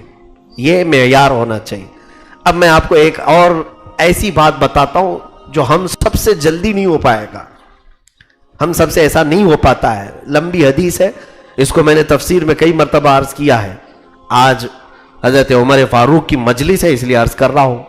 جنگ بدر میں کئی کافر مارے گئے تھے, اس میں صفوان بن امیہ, صفوان نام کا ایک شخص مکہ کا, اس کا باپ قتل ہوا تھا. امیہ مارا گیا تھا اور وہ مکہ کا بڑا آدمی تھا, پیسے والا تھا. وہ بہت زیادہ دشمنی میں گھوم رہا تھا. مسلمان کمزور تھے, چھوٹے تھے, مکہ چلے گئے. اب دیکھو انہوں نے تو ہمارے باپ داداؤں کو بھی مار دیا. اسی اسنا میں مکہ میں ایک اور شخص تھا, عمیر بن وہب, جس کو شیطان قریش کہتے تھے لوگ, قریش کا شیطان. جنگ بدر کی آگ بھڑکانے میں عمیر بن وہب کا بہت زیادہ ہاتھ تھا. عمیر بن وہب, اس کا بیٹا قیدی ہو چکا تھا حضور کے پاس. بیٹا یہاں پکڑا گیا ہے اور حضور چھوڑ نہیں رہے تھے کیونکہ فدیہ دیا نہیں تھا, تو یہاں مدینے میں وہ قیدی بنا کر کے رکھا گیا تھا. عمیر بن وہب کو اپنے بیٹے کی فکر تھی اور صفوان کو اپنے باپ کی فکر تھی. بات سمجھ میں آ رہی نا آپ کو؟ اب جب دونوں دشمنوں کا ایک ہی کاز ہو, ایک ہی مقصد ہو, تو جلدی دوستی بھی ہو جاتی ہے. صفوان نے دیکھا کہ عمیر اپنے بیٹے کی تلاش میں ہے کہ کسی بھی طرح سے مدینے سے یہ چھوٹ کر کے آ جائے اور مجھے میرے باپ کا بدلہ لینا ہے. عمیر پیسوں سے کم آدمی تھا, تو اس نے سوچا کہ کیوں نہ اسی کو میں تیار کر کے محمد کے قتل کے لیے بھیج دوں. تو صفوان آیا, عمیر کو کہا کہ عمیر تیرے اوپر کتنے لوگوں کا قرضہ ہے؟ کہا فلاں کا فلاں کا فلاں کا قرضہ ہے. کہا خرچہ کیسے چل رہا ہے؟ کہا بڑی تنگ دستی ہے, بیٹا بھی محمد نے قید کر کے رکھا ہے. تو صفوان نے گلے میں ہاتھ ڈالا اور لے جا کر کے حتیم کعبہ کے اندر, کعبہ کی جو سائیڈ کی جو دیوار ہے اس کو حتیم کہتے ہیں, اندر بیٹھ کر کے پرسنل میٹنگ کی. صفوان نے یہ کہا دیکھ تیرے سارے قرضے میں ادا کر دوں گا, مکہ میں جس کے تو نے قرض لیے سب دے دوں گا, ایک شرط ہے. کہا کیا؟ میں ایک تلوار دیتا ہوں, یہ تلوار کو زہر میں بجھا کر تو محمد کا قتل کر کے آ جا, تیرے سارے قرضے میں چکا دوں گا اور پھر تجھے جتنا پیسہ چاہیے وہ بھی دے دوں گا. کیوں؟ اس لیے کہ میرے باپ کو محمد کے ساتھیوں نے بدر میں قتل کیا ہے. عمیر نے کہا بالکل بہت اچھا کام ہے, میں میرے بیٹے کا بھی بدلہ لینا چاہتا ہوں, تو تیرے باپ کا دونوں ایک ہی ہو گئے, ایک حمام میں دو ننگے ہو ہی جاتے ہیں. تو عمیر نے کہا بالکل مجھے یہ پسند ہے. اس کے بعد عمیر بن وہب تلوار لیا, زہر میں بجھایا اور لے کر کے نکل آیا. کہاں پر؟ مدینے آئے, تلوار لٹکا کر کے. اب میں حدیث کے الفاظ بھی آپ کو اگر بتا دوں تو لوگ یہ کہنا چھوڑ دیں گے کہ بہت سخت بولتے ہیں, بہت سخت جملے. اب پھر اندازہ کرو کہ میں سخت بولتا ہوں یا رسول پاک کے صحابہ کتنا سخت بولتے تھے. ہم وہی بولی بولیں گے جو رسول پاک کے صحابہ بولتے تھے, وہ دنیا کی سب سے اچھی بولی ہوگی. سنیے, جب عمیر بن وہب آیا مدینے میں تلوار لٹکا کر کے, رسول پاک صلی اللہ علیہ وسلم مسجد نبوی میں تھے, لیکن اتفاق ایسا کہ دروازے کے باہر حضرت عمر ابن خطاب چند صحابہ کے ساتھ کھڑے تھے, باہر کھڑے تھے. تو جیسی حضرت عمر کی نظر عمیر بن وہب پر پڑی, تلوار لٹکائی, اکیلا آ رہا ہے, حضرت عمر جلال میں آ گئے, کیونکہ جانتے ہیں پوری جنگ بدر بھڑکانے والا یہی تھا. جنگ بدر میں بھاگ کے گیا, اس کا بیٹا قیدی تو ہے. فوراً حضرت عمر نے کیا کہا جانتے ہیں؟ خذوا ھذا الکلب, پکڑو اس کتے کو. یہ الفاظ کس کے ہیں؟ حضرت عمر کے. پھر لوگ ہم سے کہیں گے بہت سخت بولتے ہیں. میں اپنی جانب سے کچھ نہیں بول رہا ہوں. حضرت عمر کی بولی اچھی ہے یا نہیں ہے؟ دشمن رسول کو کہا تھا انہوں نے, کہا پکڑو اس کتے کو, یہ الفاظ ہیں. اور اس کے بعد حضرت عمر دوڑتے ہوئے آئے, بڑا لمبا ان کے ہاتھ میں ایک رومال تھا, گردن میں ڈالا اور لپیٹا, لپیٹ کر کھینچتے ہوئے لے آئے. کیسے آنا ہوا؟ کہا کہ نہیں میں بیٹے سے ملنے آیا ہوں. کہا تمہاری خیر بعد میں لوں گا, خبر بعد میں لیتا ہوں, پہلے پوچھ تو لوں حضور سے کہ اس کا کیا کرنا ہے. اس کو صحابہ کے ہاتھ میں دیا, اس کو چھوڑنا مت. مسجد نبوی میں اندر آئے, رسول کریم صلی اللہ علیہ وسلم سے کہا یا رسول اللہ صلی اللہ علیہ وسلم, وہ شیطان قریش بدر کی جنگ بھڑکانے والا عمیر بن وہب آیا, اور یا رسول اللہ مجھے لگتا ہے وہ برے ارادے سے آیا ہے. یہ حضرت عمر کی دوربین نگاہ ہے. آپ کس قدر سمجھ جایا کرتے تھے, حساس تھے. کہا کہ مجھے لگتا ہے وہ برے ارادے سے آیا ہے. حضور صلی اللہ علیہ وسلم آپ کی شان کریمی اور شان رحیمی ایسی تھی کہ دشمنوں کے لیے بھی آپ دروازے کھول دیا کرتے تھے. آپ نے فرمایا عمر اسے اندر تو آنے دو, اندر تو آنے دو. حضرت عمر اسی طرح سے اسے پکڑ کر کے اندر لے آئے. حضور نے فرمایا اس کی گردن کو ڈھیلی تو کر دو, بات کر سکے. آپ نے اس کی گردن کو ڈھیلا کیا. رسول کریم صلی اللہ علیہ وسلم نے پوچھا کیسے آنا ہوا عمیر؟ عمیر بن وہب نے کہا کہ بس میرے بیٹے کی خبر لینے آیا ہوں جو آپ کے پاس قیدی ہے, خیر خیریت پوچھنے آیا تھا اور کچھ بھی نہیں. حضور نے فرمایا سچ بولو کس لیے آیا؟ عمیر نے کہا بس اسی کے لیے تو آیا ہوں, میرا بیٹا آپ کے پاس قیدی ہے, بات چیت کر لوں. کہا اگر بیٹے سے بات کرنے کے لیے آیا تو تلوار کیوں لے کے آئے ہو؟ تو اس نے تلوار پھینک دیا نیچے دکھانے کے لیے. کہا اس تلوار کا کیا, جنگ بدر میں تو دیکھا آپ نے ہماری تلواریں کچھ کام نہیں آ سکی, آپ ہی کی تلوار کام آئی تھی. یہ لچھے دار باتیں ہوتی ہیں. تو حضور پاک صلی اللہ علیہ وسلم کو وہ اس طرح سے باتیں بنانے کی کوشش کر رہا تھا تلوار پھینک کر. حضور نے کہا, زور سے کہا عمیر وہ بات کیوں نہیں کہتے جو صفوان کے ساتھ حتیم کعبہ میں کر کے آئے ہو؟ حتیم کعبہ میں بیٹھ کر کے جو تم نے صفوان کے ساتھ کہا وہ بات کہو. اللہ اکبر. عمیر بن وہب پورے جسم میں راشا طاری ہو گیا, کیونکہ یہ پرسنل بات تھی, راز کی بات تھی صفوان کے ساتھ جو کر کے آیا تھا, کسی کو خبر نہیں تھی. پھر کہا عمیر بن وہب نے میں سنتا تھا کہ آپ غیب کی خبریں جانتے ہیں, آج میری خبر آپ نے خود دے دی, اب زیادہ دیر کس بات کی, میں بھی دائرہ اسلام میں داخل ہوتا ہوں.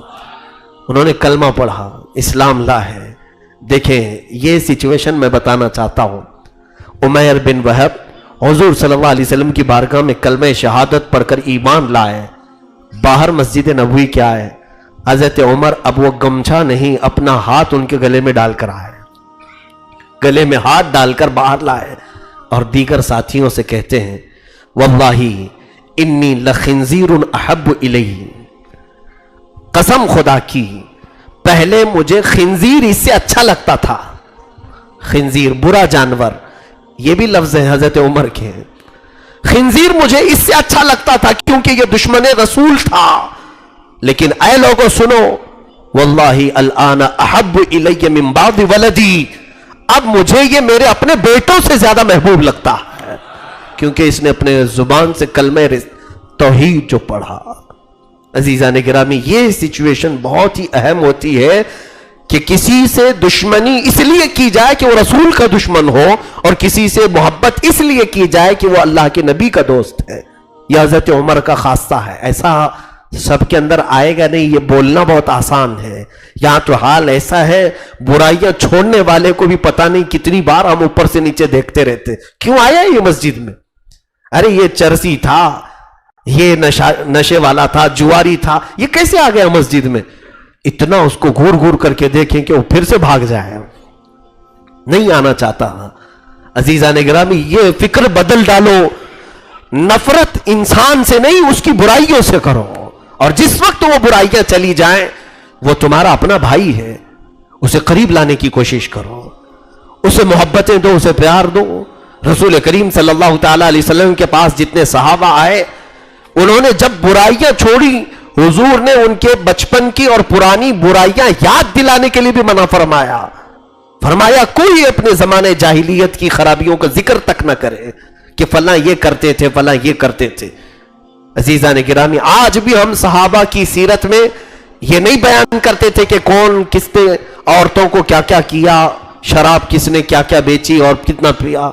مطلق برائیوں کا ذکر تو کرتے ہیں، لیکن صحابہ کی زندگی میں یہ چیزیں ہم ذکر بھی نہیں کرتے. کیوں؟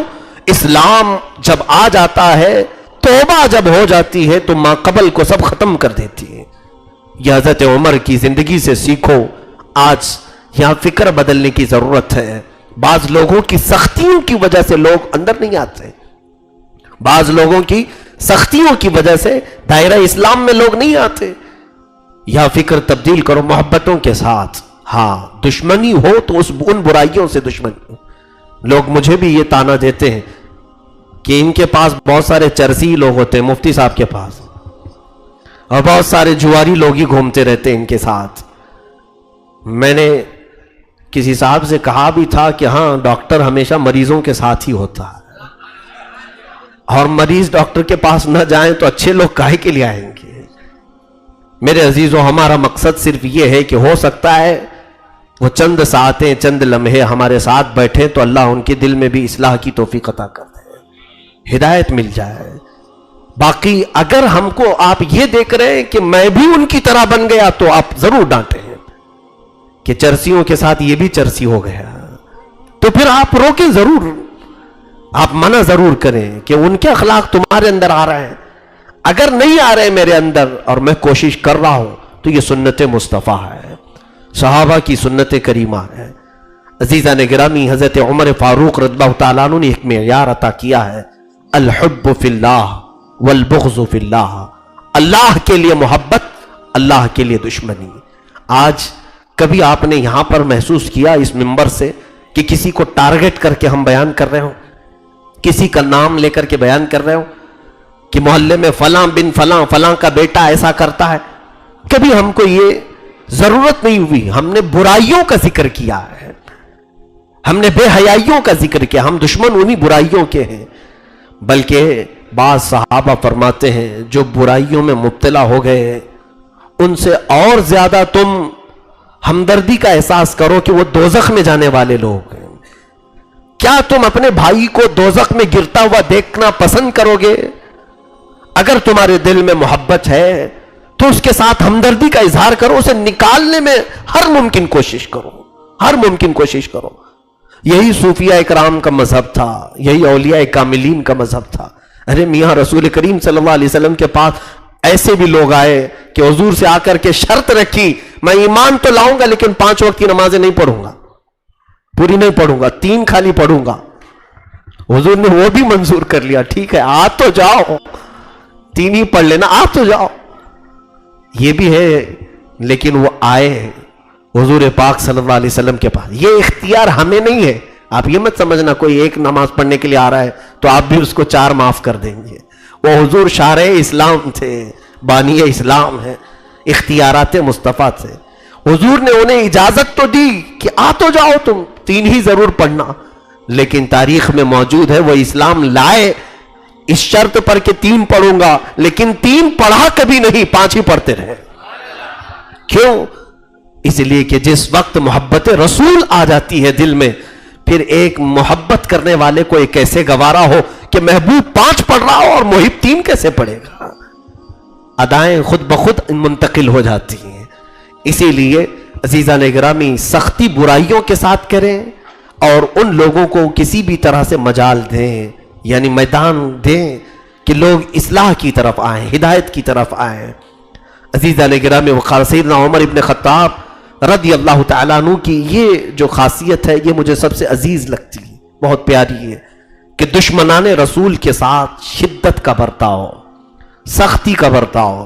کفار و مشرکین کے ساتھ انہوں نے کوئی رو رعایت نہیں کی، حتیٰ کہ جنگوں میں بھی آپ نے ایسی معاملات کیے اور آپ نے اظہار بھی اس کا کیسے کیا.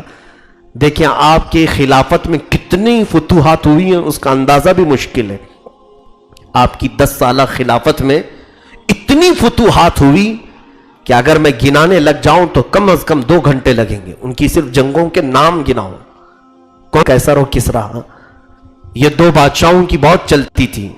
یعنی اس زمانے کے امریکہ اور رشیا، اور ہر ایک پر اپنی دادا گیری چلاتے بھی تھے جیسے آج چلاتے ہیں. لیکن ان کی دادا گیری سیدنا عمر فاروق کے سامنے چل نہیں سکی. حضرت عمر فاروق رضی اللہ تعالیٰ عنہ نے فتوحات کا سلسلہ جب طویل کیا تو ان کو بھی پیغام بھیجا قیصر اور کسریٰ کو کہ اب تمہاری باری ہے، عمر کی فوج تمہارے ملک میں بھی آنے والی ہے.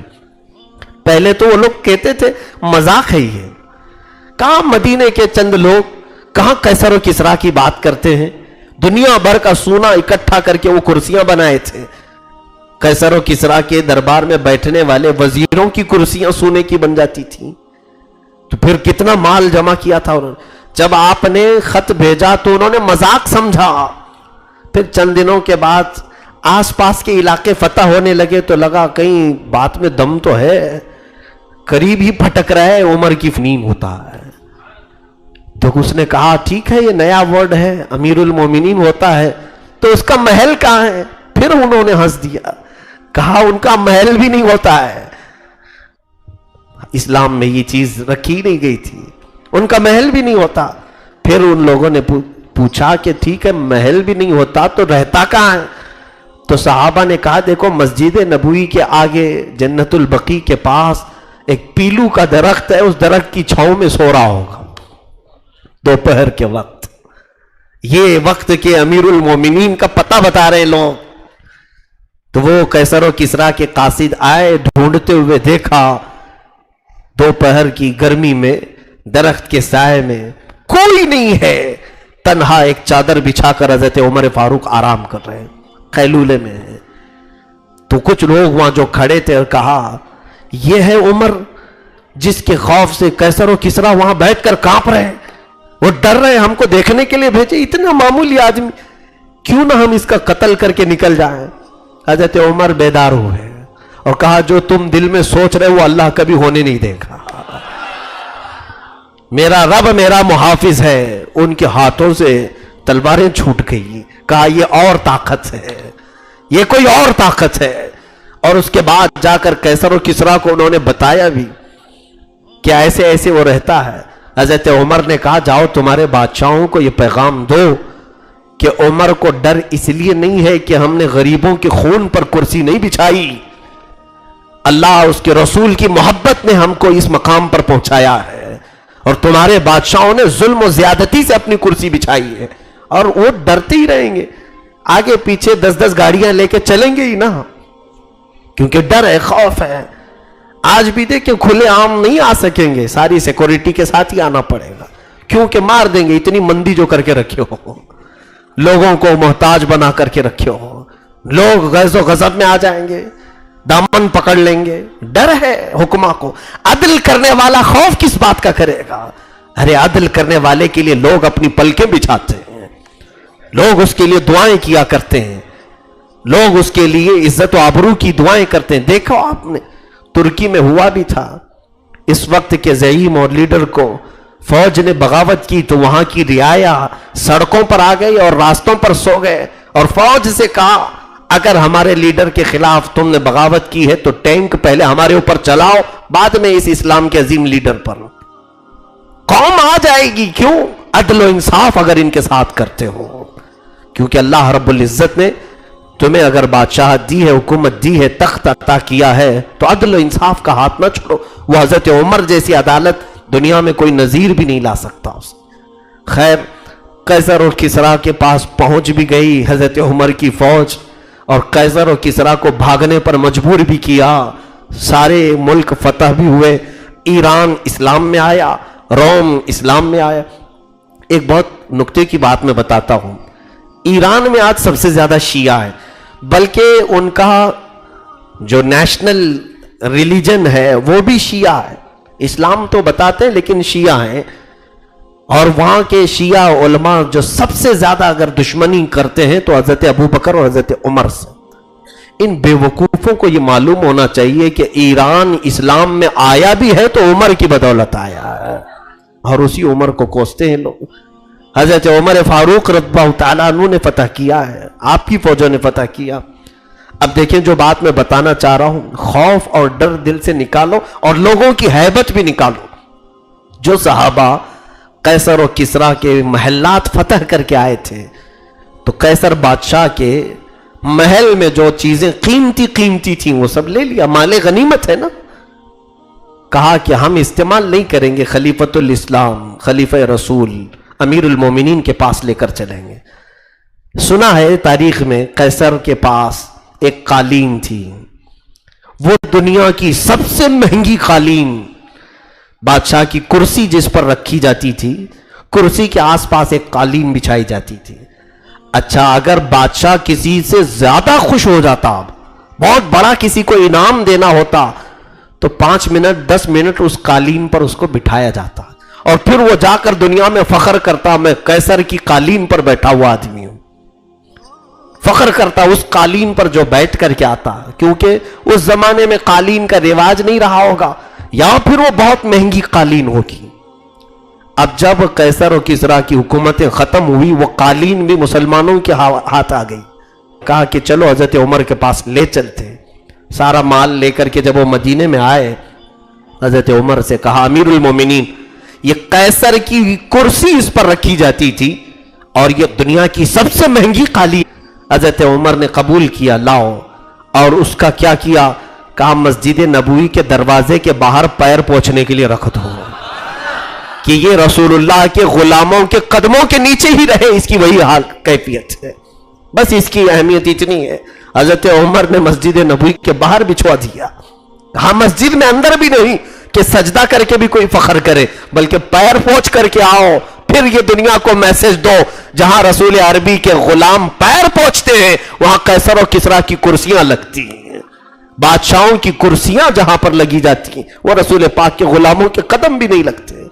अजीजा ने गिरामी, हजरत उमर ने एक मिजाज दिया है, जो कुछ भी तुम्हारी इज्जत है वो रसूल पाक। उमर फारूक रज़ियल्लाहु ताला अन्हु ने मुसलमानों को बार बार ये मुखातब करके फरमाया, ऐ ईमान वालों, तुम्हें जो इज्जत है वो रसूल पाक की बदौलत है, रसूल करीम सल्लल्लाहु अलैहि वसल्लम की वजह से है। इसको कभी ना भूलना कि तुम्हारी अपनी पर्सनैलिटी कुछ है, इसकी वजह से तुम्हें आज कुछ मकाम मिला है।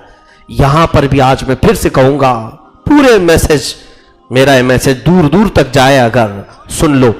लोग अब दिया, सहाबा बिक गए बाजार मुस्तफा में, फिर उनकी बोली लगाने वाला कोई नहीं था, उनको खरीदने वाला कोई नहीं था। आज हम अपनी बलबूते इज्जत बनाने की कोशिश कर रहे हैं। तुम जिंदगी के शब और रोज मेरे आका की तालीमात के मुताबिक होंगे, मैं भी जीऊंगा सुन्नत नबी के मुताबिक, लोगों को भी जीने की दावत दूंगा सुन्नत नबी के मुताबिक। जब तुम ये मिशन पर चलोगे, फिर इज्जत तुम्हारे घर की कनीज हो, फिर इज्जत तुम्हारे पास आएगी। हजरत उमर फारूक रज़ियल्लाहु ताला अन्हु का हाल ये है, मुसलमानों से यही कहा करते थे सैयदना उमर फारूक रज़ियल्लाहु ताला अन्हु कि ऐ लोगों, जो कुछ भी इज्जत मिली है वो रसूलुल्लाह की बदौलत मिली है। जब आप खलीफा बने हजरत अबू बकर सिद्दीक के बाद, आपको लोगों ने खड़ा किया मिंबर पर, तो सबसे पहला जो खुतबा आपने दिया वो यही कहा कि ऐ लोगों, उमर के पास अपना कुछ नहीं है, मुझसे पहले जो गुजर चुके रसूल पाक सल्लल्लाहु अलैहि वसल्लम और हजरत अबू बकर, उन्हीं का सारा तरीका है। मैं कसम खाकर कहता हूं, जिस चीज का भी तुम्हें मैं हुक्म दूंगा, इन्हीं दो लोगों के अहकाम में से हुक्म दूंगा। ये नहीं कि मैं अपना एक सिस्टम चलाऊंगा, मैं एक अपनी रियाया चलाऊंगा। हजरत उमर फारूक रज़ियल्लाहु ताला अन्हु मिंबर रसूल पर खड़े हैं। इमाम हुसैन रज़ियल्लाहु ताला अन्हु छोटी उम्र में थे, आए मस्जिद नबवी में, अंदर दाखिल हुए। हजरत उमर फारूक खुतबा दे रहे थे, बुलंद आवाज से इमाम हुसैन ने कहा, ऐ उमर, मेरे नाना के मिंबर से उतर जाओ, ये मेरे बाप का मिंबर है। हुजूर को वो अब्बा कहते थे, हुजूर ने भी उनको बेटा कहा है, क्योंकि हुजूर की औलाद भी हसनैन करीमैन से ही चली है। कहा ये मेरे बाप का मिंबर है। हजरत उमर बीच खुतबे में उतर आए, ये नहीं कि जुम्मा का खुतबा कंप्लीट कर लूं, खुतबा छोड़ दिया और नीचे आ गए। امام حسین کی عمر اس وقت 9 سال کی تھی یا 8 سال کی تھی، جتنی بھی رہی ہو. آپ نیچے آئے، حضرت عمر فاروق رضی اللہ تعالیٰ عنہ نیچے گھٹنوں کے بل بیٹھ گئے، امام حسین کے دونوں کندھوں کو پکڑا اور کہا سچ کہا شہزادے آپ نے، یہ منبر تمہارے باپ کا ہے، تمہارے نانا کا ہے. حضرت حسین نے کہا کہ اترو میرے باپ کے منبر سے اور اپنے باپ کے منبر پر جاؤ. حضرت عمر نے کہا میرے باپ کا کوئی منبر نہیں، ہمیں جو منبر ملا ہے وہ تمہارے نانا کی وجہ سے ملا ہے، وہ تمہارے گھر سے ملا ہے، ہمارا اپنا کوئی منبر نہیں. تب امام حسین نے کہا اچھا تمہارا کوئی منبر نہیں، میرے باپ کی منبر سے بولنا ہے پھر بولو. حضرت عمر پھر کھڑے ہو گئے. یہ بتانا تھا لوگوں کو کہ اے لوگوں، عزت جو کچھ بھی ہے وہ رسول کے گھر سے ہے، یہاں سے رشتے مضبوط رکھو، یہاں سے اپنی عزتیں تمہاری کائنات میں چھا جائیں گی، اور اس گھر کو چھوڑ کر کے تمہاری کوئی عزت نہیں ہے.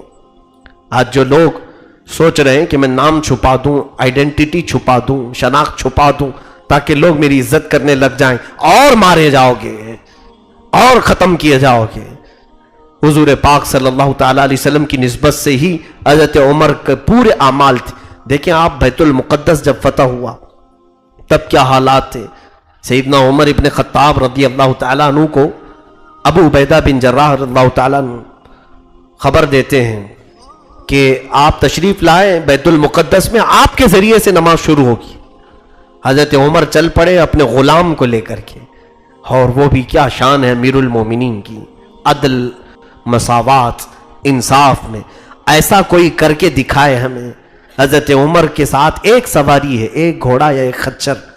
اپنے غلام سے کہتے ہیں سفر لمبا ہے، تم ساتھ میں رہو گے یہ ضروری بھی ہے، لیکن ہم دونوں آپس میں ایک بات طے کر لیتے ہیں، 1 میل میں بیٹھوں گا، 1 میل تم بیٹھو گے. غلام کے ساتھ کوئی ایسا معاملہ کرتا ہے؟ سیدنا عمر فاروق نے یہ کر کے دکھایا. اور 1 میل آپ گھوڑے پر سوار ہوتے، ان کا غلام رسی پکڑ کر کے چلتا. 1 میل ہوتے ہی آپ اتر جاتے اور غلام سے کہتے اب تو بیٹھ، میں رسی پکڑ کے چلتا ہوں. کیونکہ خدا کا خوف بھی اتنا دل میں تھا. اتفاق دیکھیں جب فلسطین پہنچے علاقہ بیت المقدس کے پاس تو لوگوں کو خبر ہو گئی تھی، وہاں کے عیسائی سارے لوگ باہر آ گئے تھے امیر المومنین کو دیکھنے کے لیے. لوگ بہت سارے اس وقت شہر میں نام تو سنے تھے امیر المومنین کا، دیکھا نہیں تھا، سب باہر آئے. اتفاق ایسا کہ اس وقت گھوڑے پر سوار ہونے کی باری غلام کی تھی. غلام بیٹھا ہوا تھا اور آپ رسی پکڑ کے چل رہے تھے. تو لوگ جیسے ہی آئے سبوں نے امیر المومنین کو پکارا، کہا عمر ظاہر ہو گئے، اور آپ کی تعریف میں لوگ بولنے لگے اور اسی غلام کی طرف بڑھنے لگے. سارے لوگ دیکھا نہیں تھا. پیچھے سے ایک صحابی نے حضرت غالباً ابو عبیدہ نے پکار کر کے کہا اے لوگوں، وہ امیر المومنین نہیں جو گھوڑے پر بیٹھا ہے، امیر المومنین تو رسی پکڑ کر کے آ رہا ہے. لوگوں نے کہا کیا امیر المومنین غلام کی رسی پکڑ کے بھی آتے ہیں؟ کہا یہ ایمان والوں کا امیر ہے، اس نے عدل سے پوری دنیا کو بھر دیا ہے. حضرت عمر فاروق رضی اللہ تعالیٰ عنہ کو اس وقت جب یہ پکارا گیا امیر المومنین، آپ کی عزت بلند ہو، آپ کی عزت بلند ہو، جیسے نعرے لگتے ہیں، آپ رونے لگ گئے. سارے لوگوں کو جمع کیا اور ایک اونچے ٹیلے پر کھڑے ہو گئے. کہا اے لوگوں آؤ، میں اپنی حقیقت تمہیں آج بتا دیتا ہوں. مجھے آج تم لوگ اس حالت میں دیکھ رہے ہو، آؤ میں آج تمہیں اپنی حقیقت بتا دیتا ہوں. یہ اس وقت کی بات ہے جب عمر فاروق کی حکومت جانتے 36 لاکھ مربع کلومیٹر پر تھی. 36 لاکھ اسکوائر کلومیٹر پر تنہا مالک تھے آپ کا روب و دبدبہ چلتا تھا، آپ کے احکام نافذ ہوتے تھے. 36 لاکھ اسکوائر کلومیٹر معمولی بات نہیں. کئی ملک اس کے اندر آتے تھے عرب کے. اس وقت حضرت امیر المومنین عمر ابن خطاب رو رہے ہیں اور لوگوں کو جمع کر کے کہتے ہیں سنو میری تاریخ. تم سننا چاہتے ہو میں بتاتا ہوں اپنے آپ کو.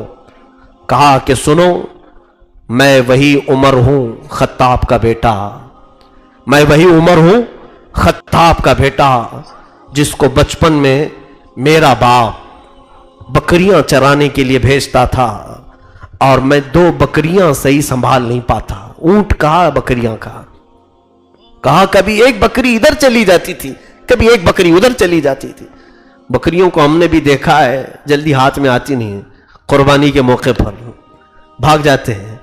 हजरत उमर कहते हैं मुझसे बकरियां नहीं संभली जाती तो मेरे बाप खत्ताब मुझे इतना मारते थे, कहा कि मैंने दुनिया में मेरे बाप से ज्यादा सख्त दिल आदमी किसी को देखा ही नहीं। खत्ताब बहुत सख्त दिल, वो लकड़ियों से मारते, हर चीज से मुझे मारते थे। खत्ताब हजरत उमर को मारते थे, बाप बेटे को क्यों, बकरियां नहीं संभाल पाता, 2 बकरियों को सही लाइन में नहीं लगा पाता। हजरत उमर रोने लगे, ऐ लोगों, आज लाखों मुसलमानों को उमर तन्हा हाँक रहा है, ये रसूलुल्लाह की बरकत है। लाखों लोगों को तन्हा वो हाँक रहे हैं, एक रास्ते पर सबको लेकर के आए हैं। जानते हैं ऐसे हाँक रहे थे, ऐसे हाँक रहे थे। ये ऐसे नहीं कि दिल्ली में बादशाह बैठा हुआ है और यहां सब कुछ चल रहा है, क्योंकि बादशाह को कहां खबर होती है क्या हो रहा है। नहीं, उमर फारूक की अदालत ऐसी नहीं थी। बहुत दूर दराज इलाके में एक बार हजरत उमर सफर पर है, गश्त कर रहे हैं, एक घर से अंदर से आवाज आ रही है, माँ बेटी 2 लोग हैं, उनके घर में बकरियां होंगी, दूध निचोड़ा और बर्तन में रखा। माँ कहती है बेटी से कि बेटा थोड़ा सा पानी मिला दे, दूध ज्यादा हो जाएगा और बेचेंगे तो पैसा आ जाएगा। दूध में पानी मिलाने वाले हर जमाने में रहे होंगे, तो लीटर बढ़ाने के लिए मां कह रही थी बेटी से, बेटी कहने लगी अम्मा तुझे मालूम नहीं, दूध में पानी मिलाने की बात कर रही है, जबकि उमर की हुकूमत है, आज उमर इब्ने खत्ताब की खिलाफत का जमाना है और तू ये पानी दूध में मिलाने की बात कैसे कर रही है। मां डर गई और कहा नहीं नहीं, पानी नहीं मिलाएंगे, जबकि रात का वक्त है, छोटा सा घर है, गरीबों का घर, और वहां खौफ है हजरत उमर का, किस चीज में, पानी मिलाने में, दूध में पानी मिलाने से उनका खौफ था हजरत उमर का। यहां तो पता नहीं पूरे बैरल बैरल मिला देते हैं, और सामने, वो भी हाकिमों के सामने नेता लोग खड़े होकर के मिलवा देते हैं, आप मिला लो सारी चीजें। मेरे अजीजों, हजरत उमर की ये अदालत, ऐसे हाँक रहे थे आप, तन्हा हाँक रहे थे।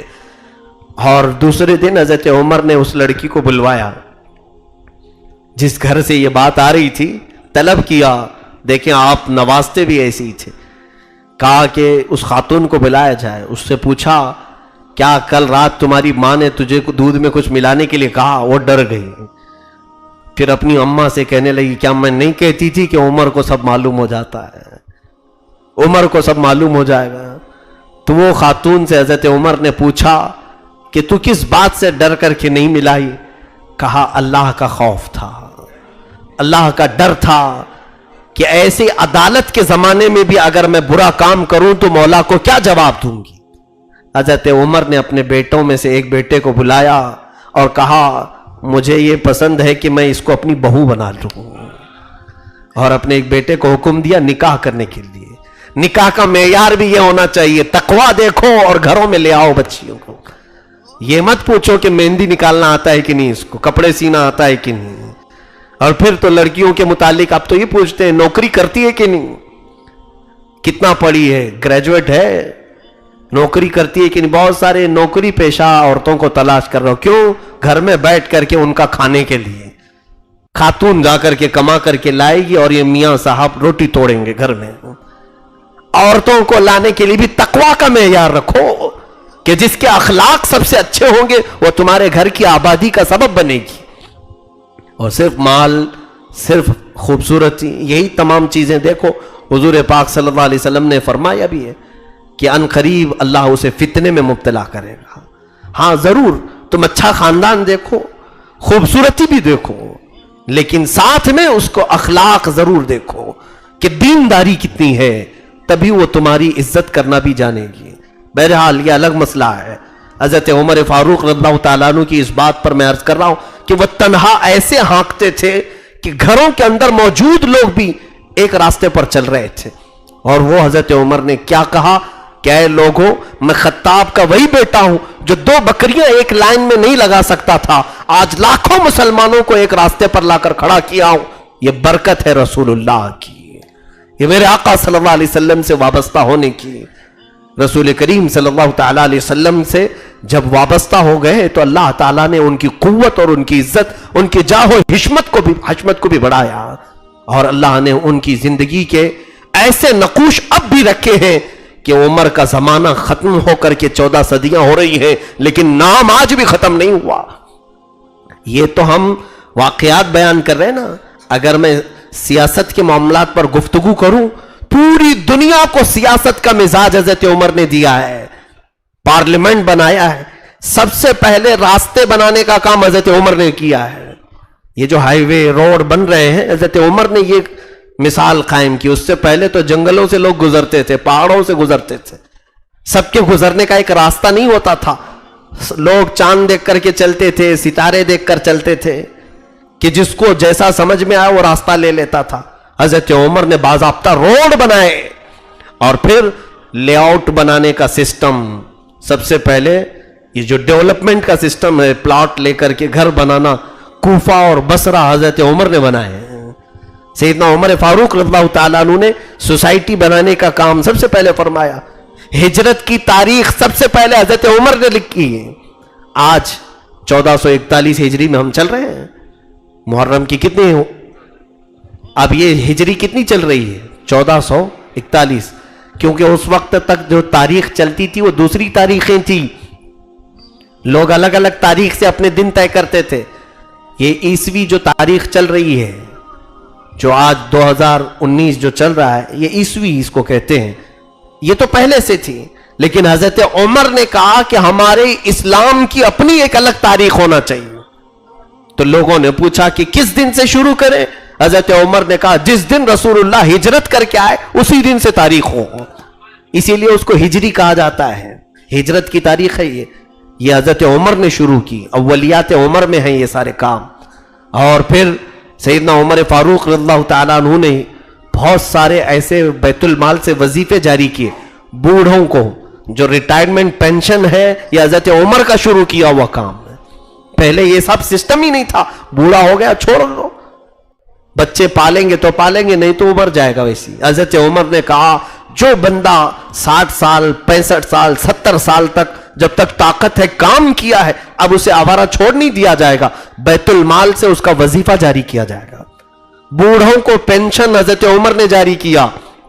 اور پھر میں بھی چند دن پہلے سن رہا تھا پارلیمنٹ میں کوئی صاحب بہت چلا رہے تھے اور کہہ رہے تھے کہ ہماری حکومت نے وہ پریگننٹ عورت کو، حاملہ عورتوں کے لیے کچھ پینشن جاری کیا ہے، کچھ تو پیسے یہ دے رہے ہیں.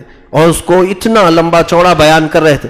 تمہیں معلوم نہیں 1400 سال پہلے حضرت عمر نے ہر حاملہ عورت کے لیے وظیفہ جاری رکھا تھا. ہر عورت کے لیے آپ نے وظیفہ رکھا تھا کہ اس لیے کہ وہ خوشی کے ساتھ جیے تو اچھا بچہ دنیا میں آئے گا. کہ اس کو کھانے پینے کی کمی یا فکروں کی کمی یا فکریں لاحق نہ ہو. یہ حضرت عمر کی اولیات میں سے ہیں. ان کے علاوہ کئی مساجد میں آپ نے لوگوں کو پڑھانے کے لیے مقرر کیا. گورنر بنانے کا کام حضرت عمر نے شروع کیا کہ ہر شہر کا ایک گورنر ہونا چاہیے. یہ جو آج گورنر بنائے جاتے ہیں حضرت عمر کے شروعات میں سے ہے. اور اس کے علاوہ حضرت عمر فاروق رضی اللہ تعالیٰ عنہ نے سب سے پہلے اسلامی سکہ جاری کیا. ہماری اپنی کرنسی تھی. ایسا نہیں کہ ہم دوسروں کے پیسوں پر جی رہے تھے، کیونکہ اسلام کو ایک پوری کا پورا ایک نظام بنا کر کے حضرت عمر نے پیش کیا.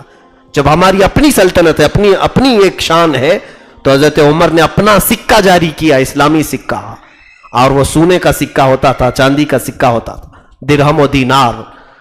اور اس پر جو آپ نے نقش ثبت کیا تھا تو بعض روایات میں ہے کہ حضور پاک صلی اللہ علیہ وسلم کا نام مبارک آپ نے لکھا تھا اور یہ سکے چلا ہے.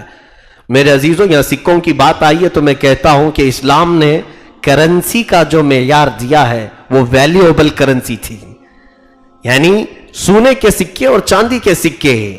اور دنیا نے آج تمہارے سے سب چھین لیا، کاغذ کے نوٹ پکڑا دیے. لال پیلے ہرے نیلے نوٹ آ گئے، ان کی اپنی کیا ویلیو ہے؟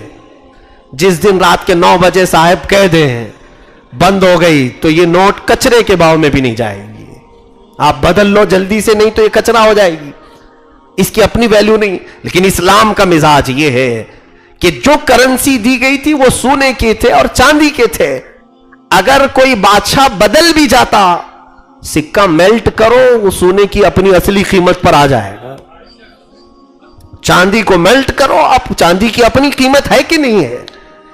اس لیے اسلام کے نزدیک مال جو ہے وہ سونا اور چاندی ہے۔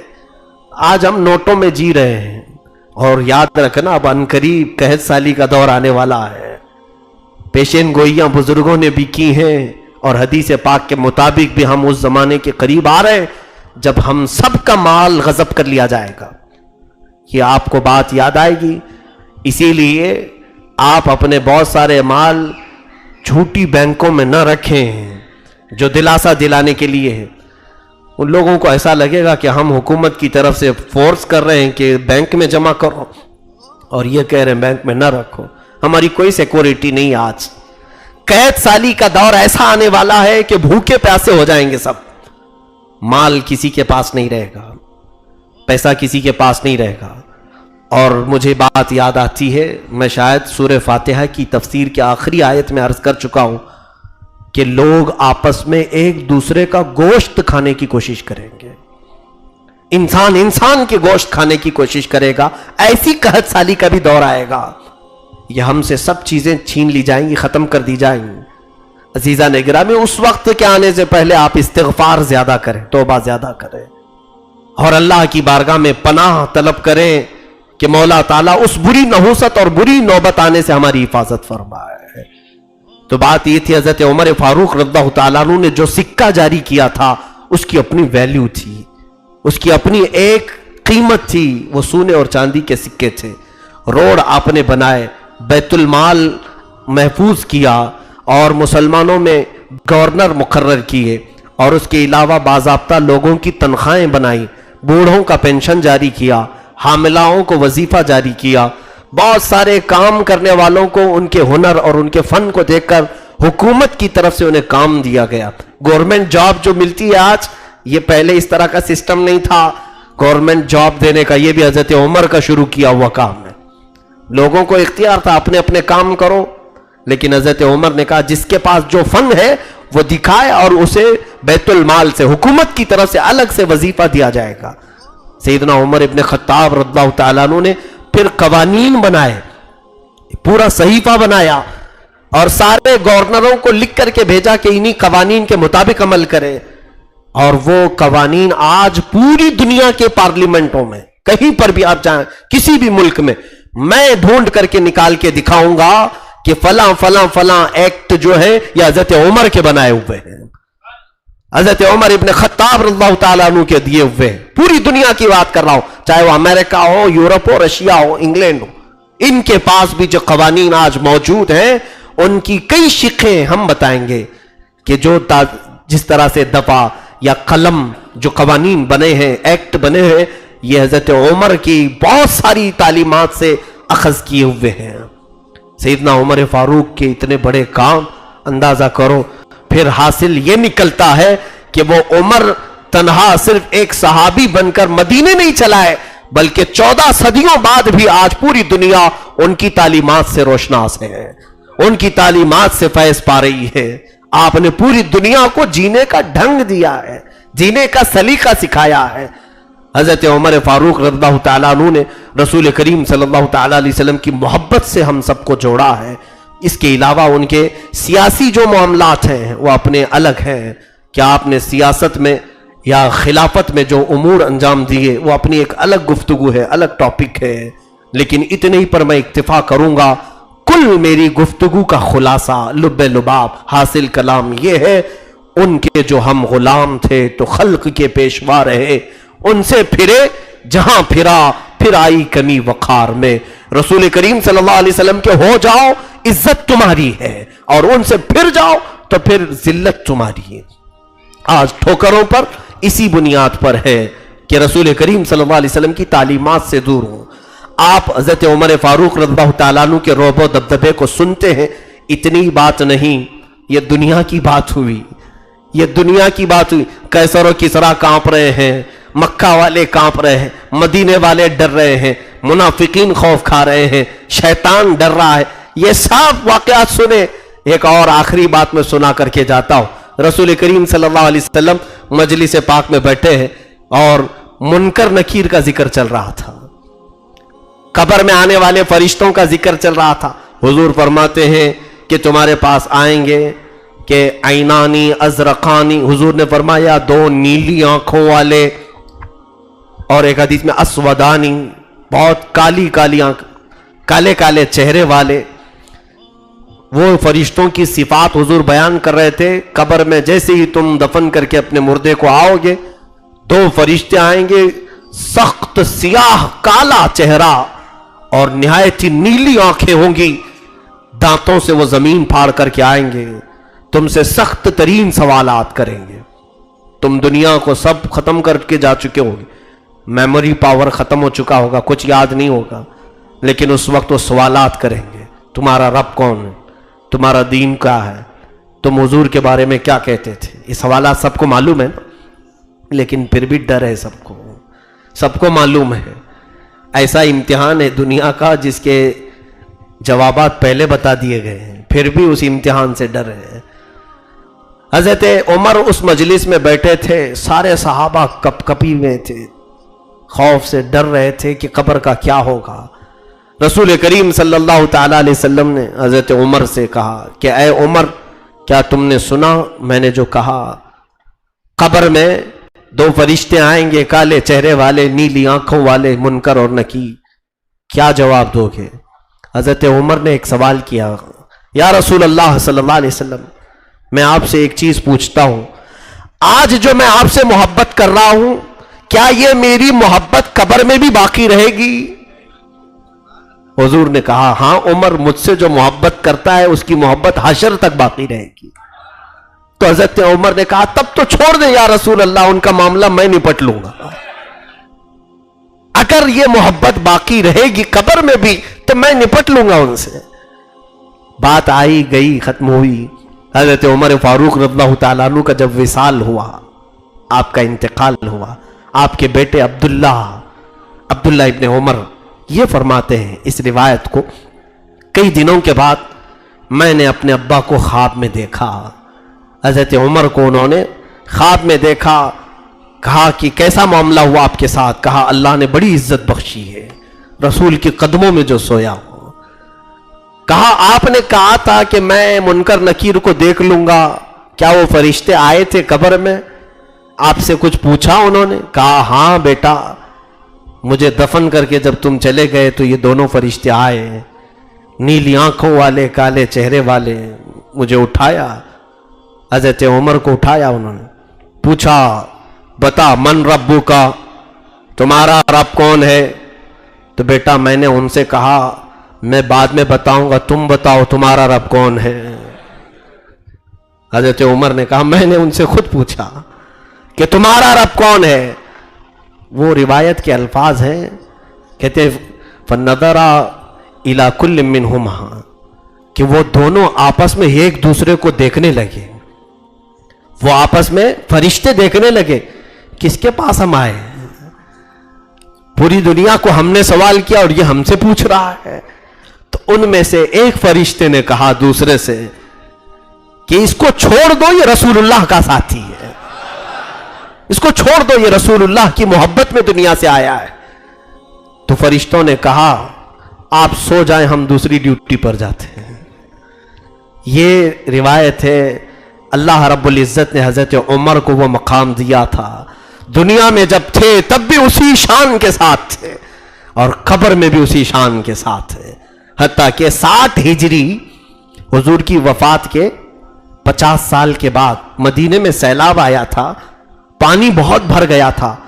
تو حضور صلی اللہ علیہ وسلم کے اس حجرے میں بھی پانی آیا جس میں یہ تینوں حضرات دفن ہیں.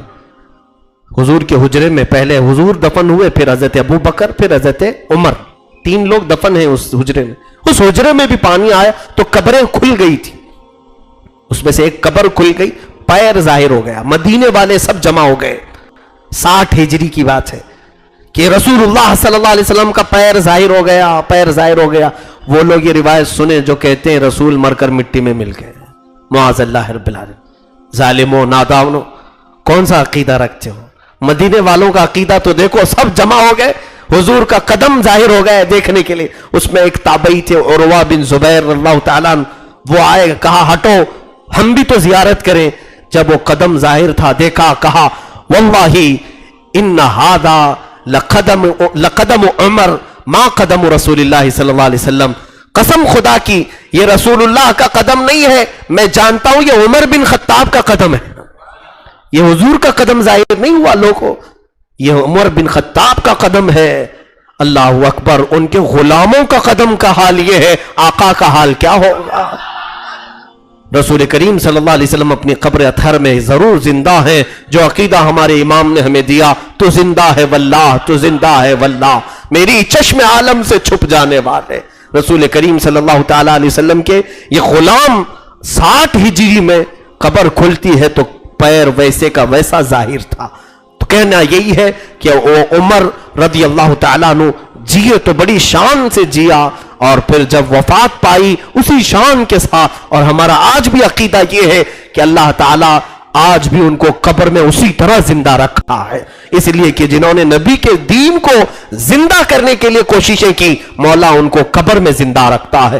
آج تم بھی اٹھو اگر مصطفیٰ کے دین کے حمایت کے لیے, یقیناً تمہاری قبروں میں بھی مولا تمہیں زندہ رکھے گا, محفلوں میں تمہارے نام زندہ رہیں گے, ابدالآباد تک, قیامت آنے تک تمہارے ناموں کا چرچا ہوتا رہے گا. عزیزان گرامی, یہ جو کچھ بھی کہا تھا بارگاہ عمر میں, بارگاہ فاروق میں, چھوٹا سا ایک نذرانہ تھا, ایک چھوٹا سا تحفہ تھا. مولا ان کی عزت اور ان کے مقام کو بہت بلند کیا ہے. رب قدیر اس عمر ابن خطاب کا صدقہ ہم سب کو عطا فرمائے. آج کی ہماری اس مجلس پاک میں مولا عمر ابن خطاب کی عدالت کا چند نمونہ ہمیں بھی عطا فرمائے.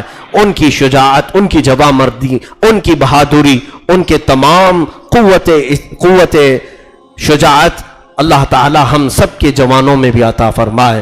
رسول کریم صلی اللہ تعالی علیہ وسلم کے اس عظیم جانثار صحابی عمر ابن خطاب رضی اللہ تعالیٰ عنہ کی حیا, عدالت اور اسلام کے لیے مر مٹنے کے جذبے ہمیں عطا فرمائے. اے کریم خدا ارحم الراحمین, مولا آج امت مرحومہ پھر سے کسی عمر کے انتظار میں ہے. مولا ہمیں وہ عمر جیسا کوئی ایک قائد عطا فرما جو کفار و مشرکین کو کیفر کردار تک پہنچائے, اسلام و سنیت کا بول بالا کر دے. اے کریم خدا ارحم الراحمین, کفر و شرک کا منہ کالا کر دے. ارحم الراحمین, برا چاہنے والوں کے برے منصوبوں کو تو خاک میں ملا دے.